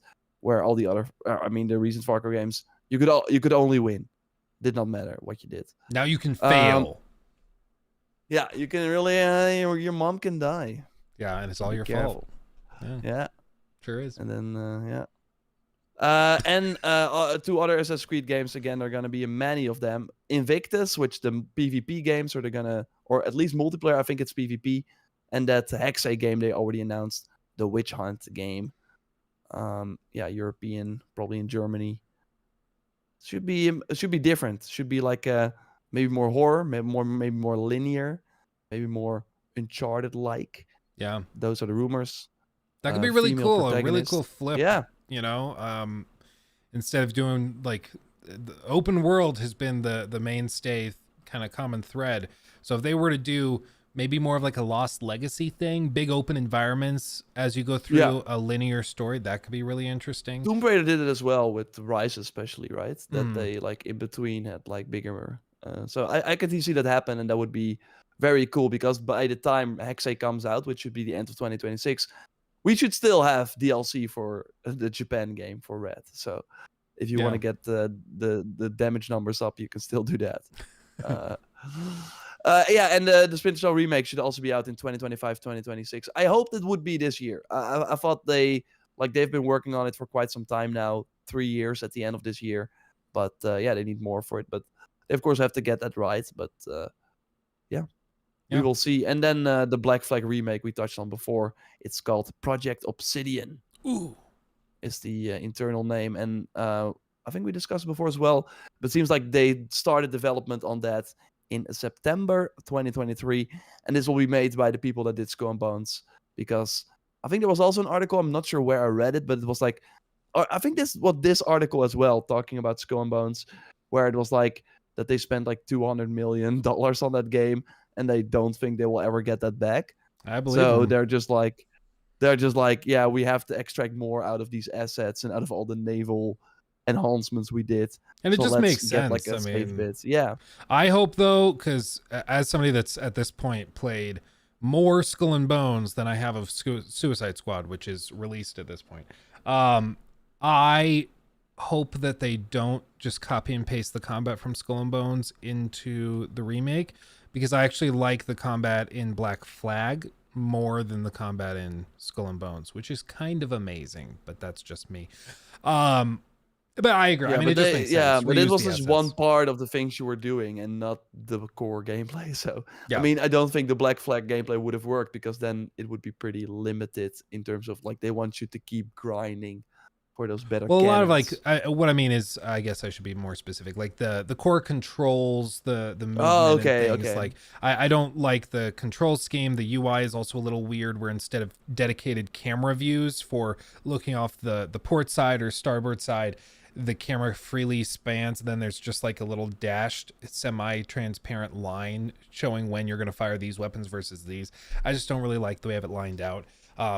But it looks pretty, like it looks stunning. So if they can use that tech for Black Flag, I think that would be exciting. Yeah. By the way, update: we're at 6,700 people playing Suicide Squad right now, and it's climbing. It's I'm refreshing often, and we might hit the I mean, 10K seems like a goal. It seems like an achievement at this point. I would just again, I think It's going out to for be half an hour now on Steam. Somebody did say that they weren't able to pre-download it though. And if that's the case, people are having to download it right now, which could be part of the delay. I've heard it. Yeah. But at the very least, 6,700 people currently playing it. And I would love to know what this looks like in a few days after people have tried it and potentially returned it. It's going to be interesting. Maybe what was Arkham Knight? Oh, Arkham Knight had that horrible PC port though. Yeah. So, but it will still be way more probably. Let's see. 27,000. Yeah, okay. 9 years ago. Dude, we're so old. And what's funny is that right now, more than it's almost like 1/3. It has a third, yeah. Yeah, a third of the players that are playing Suicide Squad, it's like the same number. That's crazy. So how do you, yeah. Back in October, it must have gone on sale because back in October it was at 6,200 players. But yeah, it's just oh man, we'll see. We'll follow it, but I have a feeling that if they only had 2,000 during the deluxe edition time when the most dedicated players are going to be playing it, I can't imagine that it magically overcomes it. I think with them, like what would they? So let's say it's like the biggest flop. Maybe it won't even cross 2 million copies sold, which is not weird to say, I think, looking at these numbers. Because I think these games are mostly console games. Yeah. Right? But still, 6,000, let's say even 10% is on Steam, which is, I think, it's probably more, but we don't know. So that would mean that 60,000 are now on PlayStation, and maybe 20,000 on Xbox because it's like, or 30,000. Then they might have sold 1 million copies, or like 1 million. Just like what for them is they can't lay off people if they still have a full year of content. They have to, like they put it in the game. It's in the game. Yeah. Like you see, hey, we're gonna do that content. I think they have to do it. I mean, a lot of the data mining things, like there's a guy that I've been following who's been data mining a lot, Miller Ross, and he data mined a lot of stuff for like Avengers and also for Suicide Squad. He's been reporting on a lot of stuff, like he's been very cryptic, but he said he's seen stuff in the files that makes him say that the characters we're upset that have been killed off are not actually going to stay dead, and they're probably going to come back with some like plot twist. It was all a dream. They can do everything with the clones, multiverse, whatever. of course. Which I don't think solves the problem. I think people will still be pissed. But anyway, that's beside the point. The point is that he said that he's seen pretty much files in the game going out to the 4th expansion, and remnants of things from like season 5 and 6. You know, 16. I think he said 16 months out is the farthest thing he's seen. So I don't know to what degree those things are completed or how much staff they need to complete them. You could see, a sizable chunk of people being quietly let go in the coming weeks and months if it really is not going to perform well. But I mean, really the major decision is going to come probably after season 1. If season 1 is already like tanking and nobody's playing it, then the writing's on the wall. Like they just can't double down. What did Avengers do? I think Avengers is a good one. Avengers Steam. Oh, that's a good point. Avengers, not Lego Marvel's Avengers. 31,000 at its peak. Wow. Yeah. 31K, and I have to think that this probably gets more than that, wouldn't you think? And they have an owner estimate of not even 1 million on Steam. Suicide Squad has an owner. Oh, they don't do owner estimate right just yet. Yeah, just under 1 million. Not good, man. Not good. It's gonna be crazy. I don't know, but yeah, look how quickly this fell off. This is crazy. But that's 31,000. also the problem with these live service games. Like we've been there so many times, and they always have the best promises, but it makes no financial sense for them to continue after when there's almost no one playing the content. But then it's always this sort of vicious cycle. Like they have to say it that they have that stuff, otherwise it's never going to work.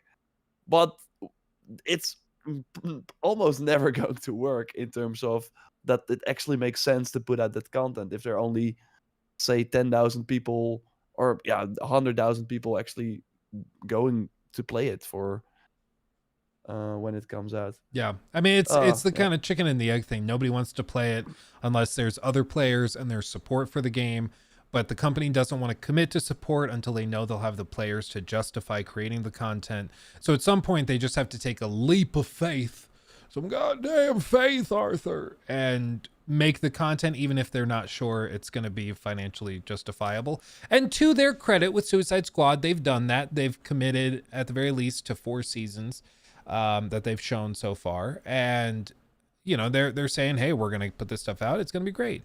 And that's what we are hoping maybe can salvage this. Like, I would love for them to have a renaissance and put this on Game Pass. Maybe when, because they're going back to Arkham in at Halloween around that time, season 3. So yeah, but I mean, we will see what it looks like. And from what the data miners have said, it looks like the seasons are basically a few cutscenes to introduce the new playable character. And then just like the Elseworlds have like a broad design and look to them, it will basically just be a new Elseworld. And then maybe a couple of different areas on the core city map that now have like Joker things around. It really will not be very much. No new missions, no new major and enemies. then gear and some gear stuff. And then instead of only one Justice League reskin boss fight, we will have 2 in the next season. 2 new ones. Now he's just the Green Lantern, but purple. Yeah, no, that is going to happen. Yeah, man. Okay, man. We have some other news quickly that we can go over. Eidos Montreal had some layoffs. Again, a lot of layoffs happening, sadly. But this one is kind of sad because these are the people that made the Guardians of the Galaxy game, of course, but also before that, Deus Ex. And they basically said, they also I don't think they said it in their statement, but Bloomberg, Jason Schreier, came out and said, hey, these people were laid off, of course, part from Embracer Group, and they're on this laid off killing spree. Just a killing spree. They were working for 2 years on a new Deus Ex game, but that got cancelled. So really sad. They're now seemingly working on a new IP or whatever. But yeah, they laid off almost 100 employees. And I think this is already like a pretty small studio. Let's look at LinkedIn. And it's so heartbreaking because, like, you said these are the same guys that did Guardians of the Galaxy. Like, that game was so freaking good, dude. It was so good, and it got none of the recognition it deserved. It was crazy. Like, just because it was a superhero game with multiple characters, and it released close to Avengers, it tanked. It seemed like that was the main impetus for people not giving it the time of the day, because they thought it was just another co-op like live service game, and it just wasn't. But that does show you, and sometimes like people don't give enough credit to the consumer, but they see, okay, it's a Square Enix Marvel game, and the last one was Avengers. I did not like that. I'm not gonna buy this. Oh, it's Insomniac Spider-Man making a Wolverine game. I'm interested. And the sad part is that Eidos did not make Avengers. That was Crystal Dynamics. But yeah, people are not looking that far into it. And then, they see it at the Square Enix Direct. And they're like, I'm not going to get burned twice. It makes sense. And I even saw people say, I did not like Gotham Knights. I'm skipping Suicide Squad. Like, I mean, it make the last DC game you played, you did not like it. So brand I do get damage it. Like, is a thing. It really is. Yeah, for sure. And it sucks for these developers. But now the news stories, of course, like Square Enix was like, we don't need the Western developers. We're gonna full focus on the Japanese ones. So here, Embracer buy Eidos and Crystal Dynamics for a very low price, and they did. And that's kind of the story, of course, with Embracer. They bought a ton of studios. Everyone's like, "What are you doing? You don't even know what to do with them." And then they were hoping for an investment from the Saudi Wealth Fund of 2.5 billion, but the Saudi Wealth Fund was likely like, "No, and your games are not that good. We're not gonna do this." And then they were like, "Damn, we put all our eggs in one basket. It's not working out." And now they're closing Volition, of course, behind Saints Row. And all these teams are losing. I looked at the LinkedIn, like estimate of like 200 to 500 employees. So they got rid of 100 people. So 20% or more from this studio is gone because they got bought by Embracer, which sucks. It's just another example of like that is a prime example of mismanagement, where they spent all the money before they actually had it, thinking that they were going to get $2 billion to make all of this work. And so they greenlit projects, they hired too many people, expanded studios, bought studios that they couldn't actually afford. And then when they lost the paycheck they thought they had in the bag, they're like, oh, well, crap. What do we do now? And so they just fire people. And it's just tragic because it's, the executives that screwed this up, they're not really dealing with too much heat, other than like maybe getting yelled at in board meetings, but they still are keeping their jobs. It's just crazy. 100%. What's also utterly crazy, utterly insane, were some of the trailers we saw. Oh no! Some of the trailers we saw at the State of Play. I mean, there were a few main ones to discuss: Rise of the Ronin, Judas, Stellar Blade, and then of course Death Stranding 2. I think we just go down the list. Those were the ones that I kind of picked out. What was your highlight from the show?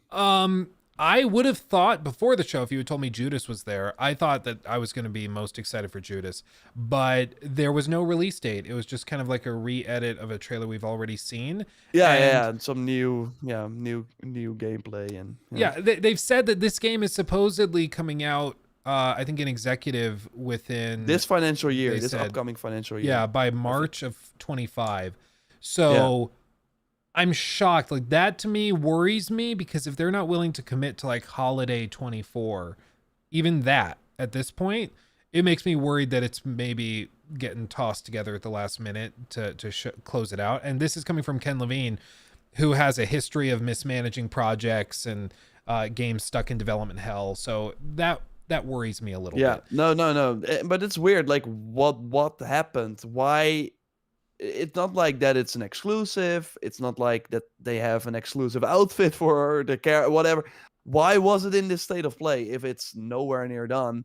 But why then not commit to at least saying early 2025 or I think it's because it's a narrative game that has a very cool look and is very, from a very well-known designer. So for Sony, their whole thing is to pay for the rights to market these games, kind of passively suggesting that the game is exclusive even when it's not.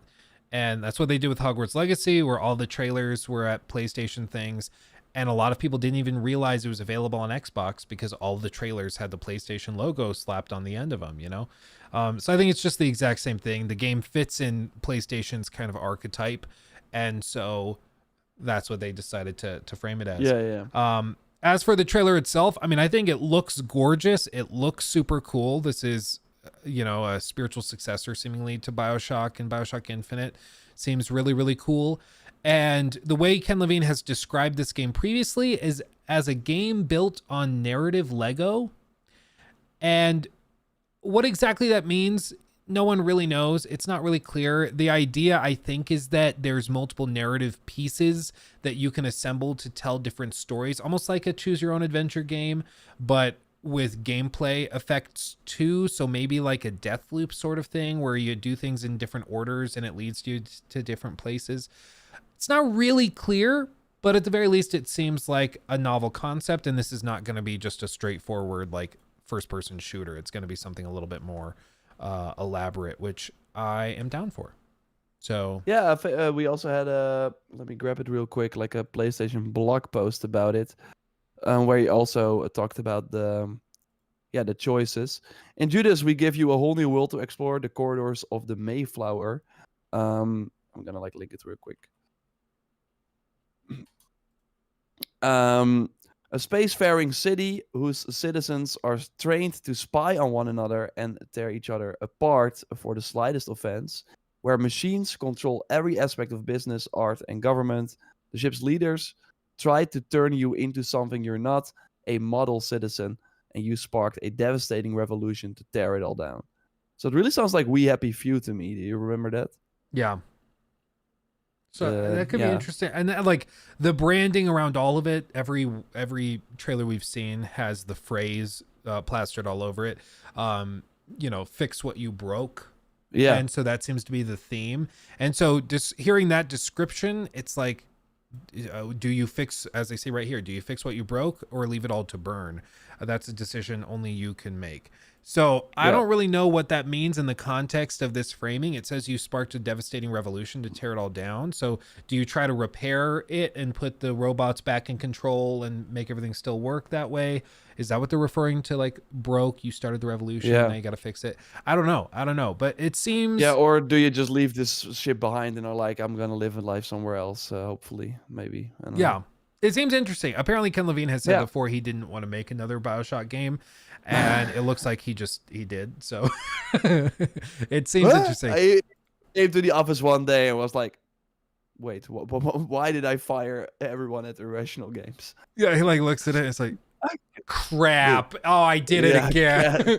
Yeah. Why didn't nobody tell me? We all did. No one said a thing. Come on, guys. But it looks really, really good.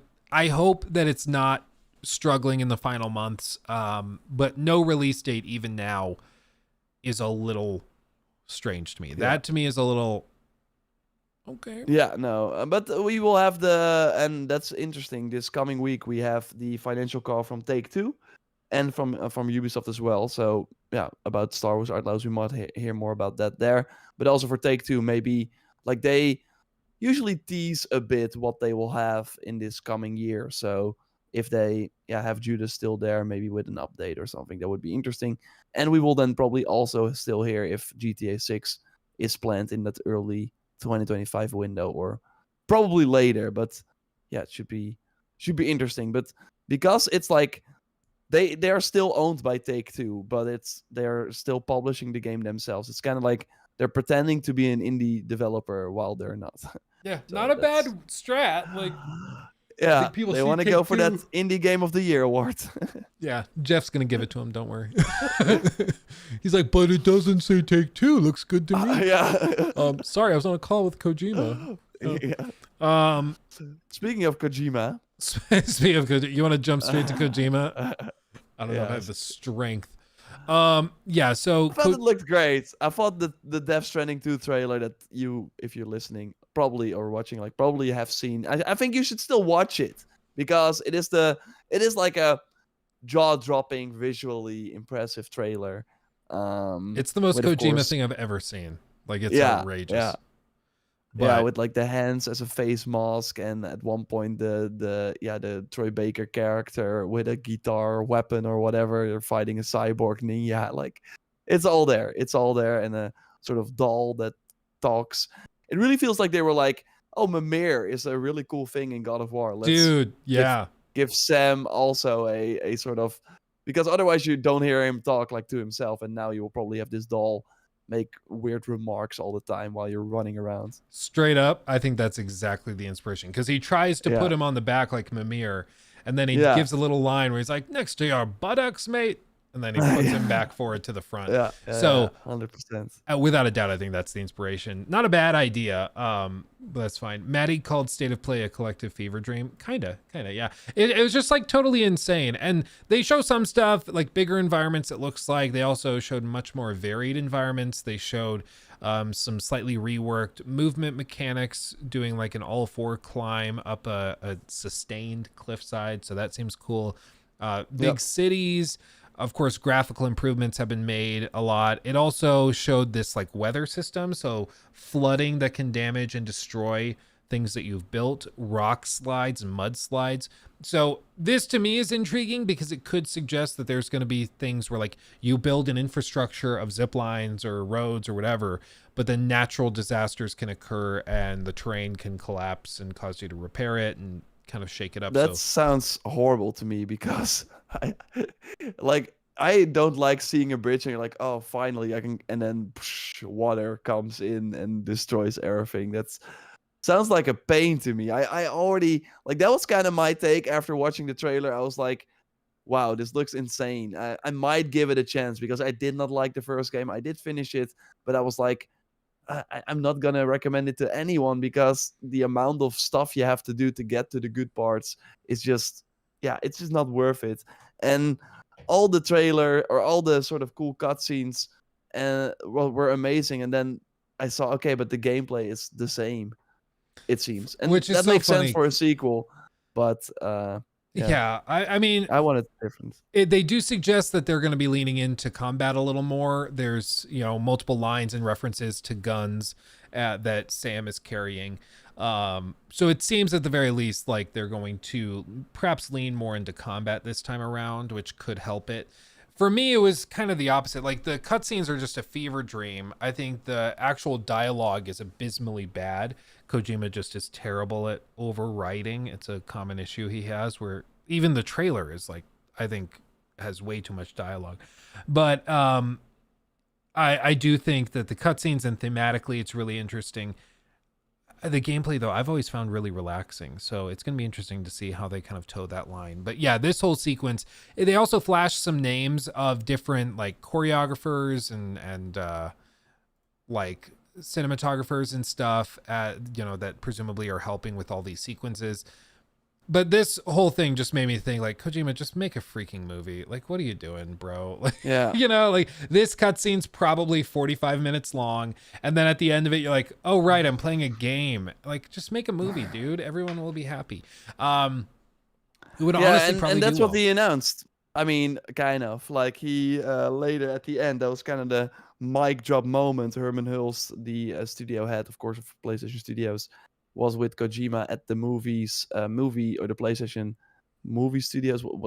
I don't know what the name is of what they got going there, but there they announced that he, after Death Stranding 2, will go back to the espionage genre and make a game that is also a movie.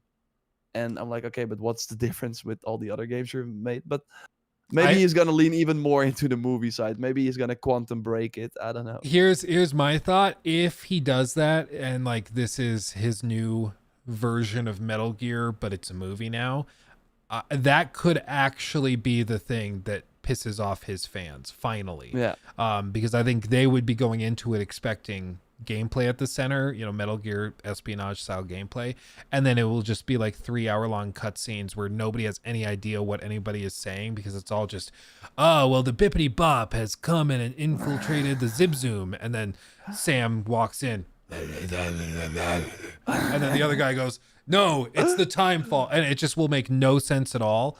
And then there's a sequence where you crawl across like a bridge and then next to a crate, and then another 3-hour cutscene starts. So I think that could actually be the thing that starts to piss off his fan base finally. I hope not. I hope Herman comes in and is like, dude, we are a PlayStation console. We're not like that's the thing. No, nobody tells him no. Everyone's like, I mean, I do get beautiful. the moment that Herman Hulst was like calling Jim Ryan and he's like, it happened, lock it in. Like he made, because Herman actually said that he tried to convince Kojima to go back a couple of times already. Like he of course knows that having this exclusive for PlayStation is a big deal, but yeah, maybe. But then Kojima was immediately started talking about like the movie studios and the music that Sony has as well. So I don't know. I think it's going to be something that's hyped out the ass, and then people are going to get their hands on it. And I think it's going to be Kojima's thing of like, finally, I can make a movie that you watch while holding a controller. And that's basically going to be the whole game. And that could actually be one of those instances where his fan base, like, already people freaked out about Death Stranding. There was a kind of controversial response to that game. There's still a devoted fan base though, because it's still a game. It's not a new genre like he claimed it was. It's not. I mean, it's Stranded. It's very. Well, like, but even the From Software games, it's like, yeah, there's notes from the community to tell you where to go. Like, that's basically the Stranded system. So, the whole thing just didn't really make a lot of sense. But I think that could actually, maybe this is my hot take prediction, but I think that this could actually be the thing that turns some hardcore fans against him if he just ends up dropping a movie but claims it's a new game. Yeah. Okay, what we're gonna do now is we're gonna go to our app, our agenda, or our calendar, and we're gonna go to February 2020, 2030, and then we're gonna tie it. You just gotta check in. And then I'm gonna go, 2030, and it's like the 1st of February, so Friday. Kojima canceled for new game, said Luke. So I'm gonna do this right now, and then in 6 years. Yeah, because let's be honest, this game is gonna come out in 2030. Yeah, it's gonna be a PS6 game. Like, that's what we're talking about. Something like that. So Kojima canceled for new movie game that is only a movie. In like 6 years, you're gonna get that notification, and you're gonna be like, "Who the hell is Luke? What the heck? What am I trying to tell myself?" Yeah. So yeah, that will be a fun time. That's awesome. Okay. But yeah, we also had some other things. Stellar Blade. A lot of people were especially interested in the some people call it the cake from the main character. A lot of different outfits for Eve, and so the idea for this game is like kind of a DMC type game, but they actually put a model into a sort of visual studio to kind of like completely scanner into the game. But all the other people in this game are like pretty as well. So like the world, there's like an apocalypse going on, but everyone still has time to do makeup and all stuff, and they look insanely pretty in this game. People seem to like it. I'm not sure what you thought of it. I thought it looked like a PS4 game. I thought the hair physics looked cool. Yeah. I mean, let's be honest. Most people that are going to be playing this are probably playing it for the booba and not for like the core mechanics. So I personally don't find this game to be assets, nice. Yeah, the assets. I don't find this one to be right up my alley. It's like when we were watching this on stream live, I immediately saw her and I was like, okay, everybody keep it controlled. No nasty comments, no mommy, nothing like that. And the first comment I read right after that is, milk, please. And I was like, okay, guys, god damn it. So that's the kind of appeal, I think, for this type of game when it's framed this way. Let's be honest, if these guys looked like rough and tumble dudes, I don't think anybody would be really interested in this game. No. They know the audience as well. And again, like usually these types of games have like one sort of it's like box art outfit, and then maybe at the end you get like a master outfit. But no, this girl has like a whole wardrobe of kinky new suits that you can unlock while also upgrading your weapon. But I see some near comparisons, and I get that. So I hope that it can make the same impact as that game did. Because also, if you did not know a lot about that game and looked at it, you were like, oh, it looks cool, but is there more going on here? And turned out there was way more going on in that game. So maybe that's the same for this game. But April 26th, I will probably play it because I get a code, but I'm not gonna buy it. I think if I. Yeah, I mean the gameplay that they show, it's very minimal. It's like many cinematics looking at this. Then there's like, ooh, a sequence of her touching a keypad, buying something, and then running in a direction. Like, there really is not an extended look at gameplay, so it's hard to tell what even is happening. The environments look frustratingly bland, and to me relatively uninteresting. Like, I don't know. It just doesn't Yeah. seem like something that would be super fun to explore for the sake of exploring. Combat, it looks like small arenas. This is kind of the thing that reminded me of the PS4 gen, like you said, where it's like a few enemies in a pretty small encounter arena, and then after this, you're allowed to leave and move somewhere else. But it doesn't look. I don't know. It just doesn't look like the type of game I would typically be super into. Not to say that Yeah. it's going to be bad. It's just not my usual cup of tea No, personally. but I think Rise of the Ronin does look like that type of game for us, right? That's the Team Ninja game, the Neo Wolong Fallen Dynasty people. But now they got the backing from Sony. They're getting some extra money. PlayStation Studios is also helping them develop, and they're now like the best way you can describe this game is like it's Neo, but in an open world like Assassin's Creed, and it has some Sekiro combat and enemies that you fight. So yeah, you have these urban environments where you walk around. The graphics are not that great, but the movement looks very smooth. You have like a glider, and then from the glider you can immediately jump on a horse, and it's like a pretty interesting time period as well. So you have like a gun as the character, so in between parries you can like shoot the gun to create an opening against targets. It has pretty as like a snowy environment at one point, so it seems to be on a pretty big scale. And yeah, the combat looks very like you can't just hack and slash your way. You really have to wait for the right time to strike, similar to a Neo and Sekiro. So I think this could be pretty cool, and they seem to have some narrative choice as well, where you can align yourself with different factions, etc., etc. The only downside is that it launches on the same day as Dragon's Dogma 2. Yep. I think, for one, knowing where this is coming from, I think the combat will be really solid, but I'm already seeing in the footage they are providing a ton of worrisome things, considering this is an open world, like large environment game. Not only, like you said, do the graphics not look particularly great, but if you look on stream, I have this like zoomed in so that you can see it in the window. But if we go forward, like you can already start to see that there are people walking, and what it's going to do is, if you're past a certain point, this is common in some games, they'll have the speed at which the animation plays. So famously, like in Monster Hunter, after maybe 200 yards or meters or whatever, the animations, instead of running at 30 frames, will drop to 15 for any monsters that are flapping their wings and stuff flying. So it just saves a little bit of memory here and there. And so there's little ways of saving data that way. In this game, it looks like similar things are happening with people walking. You can see how choppy their movement is as he's walking forward. Super disorienting. But they're doing similar things here, not that far away from the player. And then if you look right here, there's going to be two people that just pop in out of nowhere, even though other people are spawned in right next to them. You know, right there. So I'm already seeing some instances of data streaming issues, and this is in the footage that they've chosen to share with the public, which is presumably the best case scenario.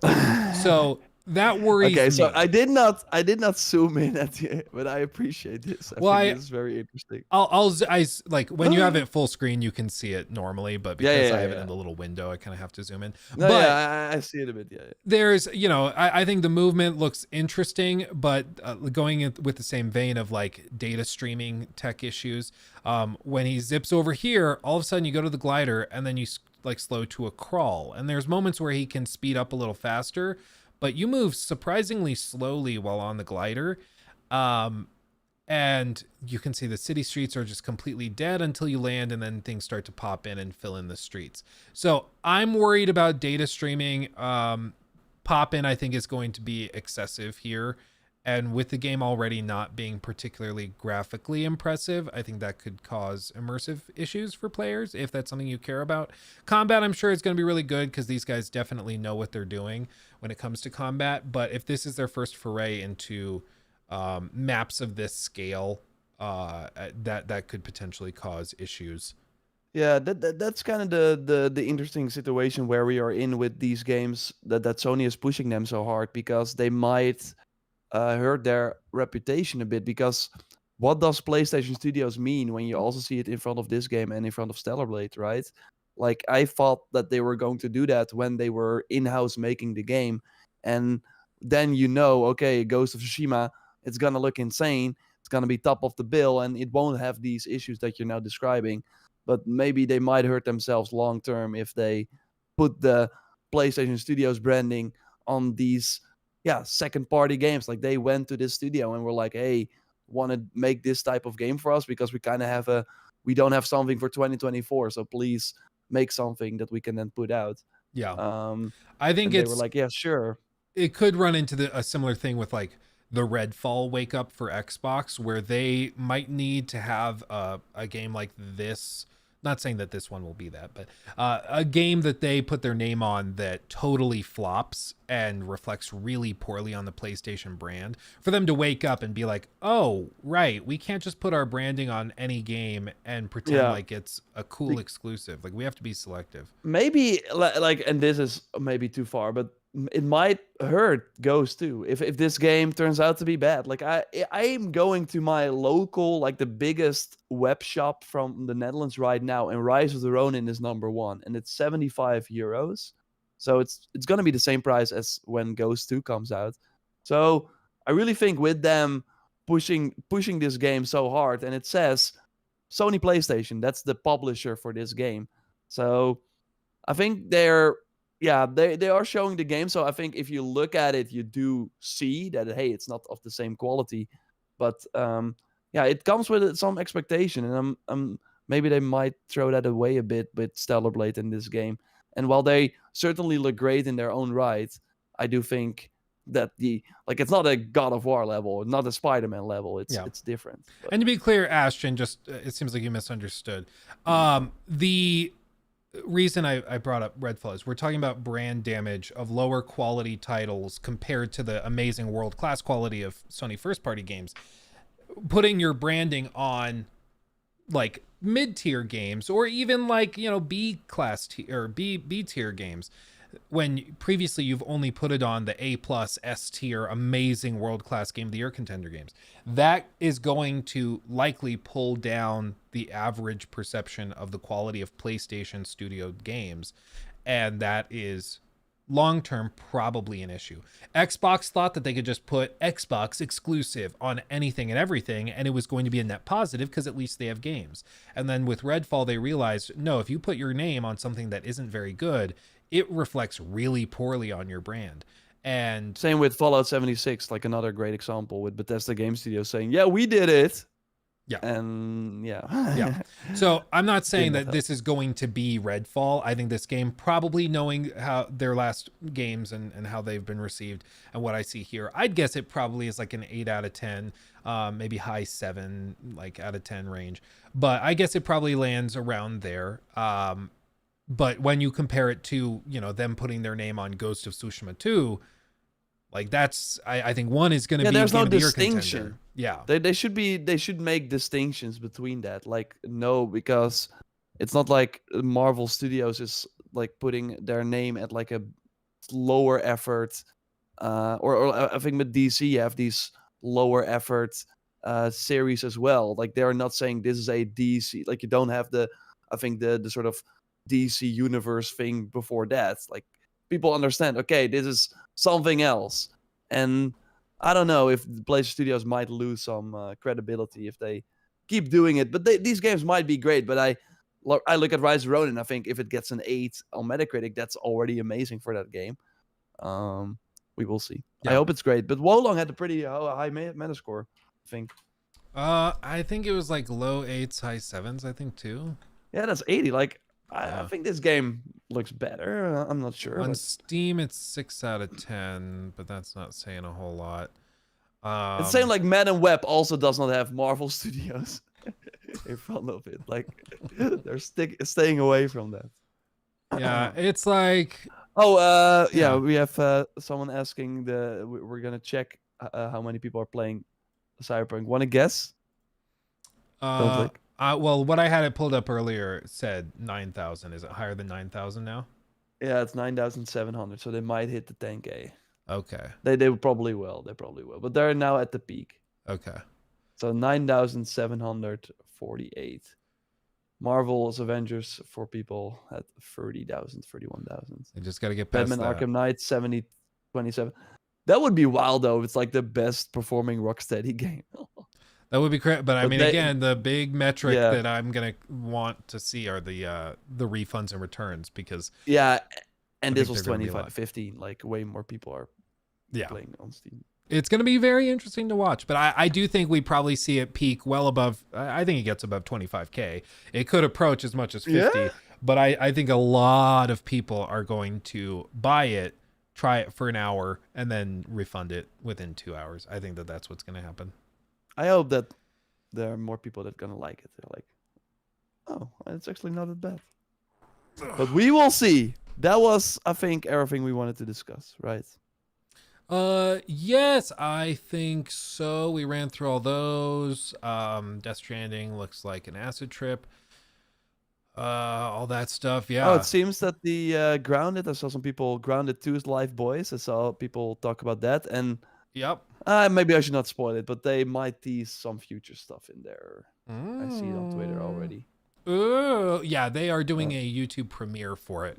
So, okay. And then they're also updating The Last of Us Part 2 remastered with the documentary included in that, apparently. So that's going to be a thing. Cool. Okay. Oh yeah, what? So it's not even like that much of a tease. No. It's like literally Neil saying what he's been saying for a while. He's just like, there's probably one more chapter to this story, whatever that means. Like, yeah, I'm sure you want to make another game because it prints money. So of course. Yeah, and HBO's like, dude, 2 more seasons is not enough for us. Need more. Yeah. Oh, that's pretty good. Okay. Well, anyway, that's a good spot, I think. Yeah. I have enjoyed this. This has been wonderful. All of you guys, thank you so much for watching and hanging with us. Let me make sure. Lord Chu, thank you for becoming a member as well. Alphatron, thank you for the 2. I want more games like Crimson Desert. That looks fun. Crimson Desert's another one of those that looks almost too good to be true. I think that's one to keep an eye on. But the last game they made, they've done a lot of super heavily monetized MMOs and stuff. So we'll see if they can live up to the hype. But we'll see. Yep. We'll see. Yeah. But anyway, thank you guys for watching. You guys are fantastic. I will be back on stream here in just a little bit, so I'll keep hanging out with you guys. So make sure to check the events on Luke Stevens Live. But for all of you guys that have hung out with us through the podcast, much love. Yes, thanks a lot. It was great, and we will be back next week talking. Maybe the investor call or whatever. Maybe. We'll look back. We'll do a recap of the Suicide Squad numbers. See how that settled after. Yeah. Again, you think let's put one number out there, like that we think it's. Like our prediction for the peak. Yeah, like the Steam peak. I think it peaks probably tomorrow morning, and I'm gonna say the peak is going to be 34,000. 34. That's a nice in between. I'm gonna say 25,000. Okay. Okay. I think probably you will also see a flood of. I think there's a lot of trollish people that are going to buy it and then refund it immediately. So I think we're going to see a flood of negative reviews as well. But I think peaks. Okay. Yeah, these people need to get the life. I agree. You shouldn't just the reason refunds exist is for you to try a game, and if it's not working, that's what Metacritic is for. You can do that. Yeah, Metacritic is for swarming with fake reviews. Yeah. Yeah, but I do think that there's going to be a lot of people who just out of curiosity try it and then downvote it, and I think that's going to happen. So, or they play it for 9 hours and then are like too short and they never touch it again. But, yeah, that's what I think. We will see. Anyway, thank you everybody for watching. Yeah, thanks everyone. Yes, much love. Soon.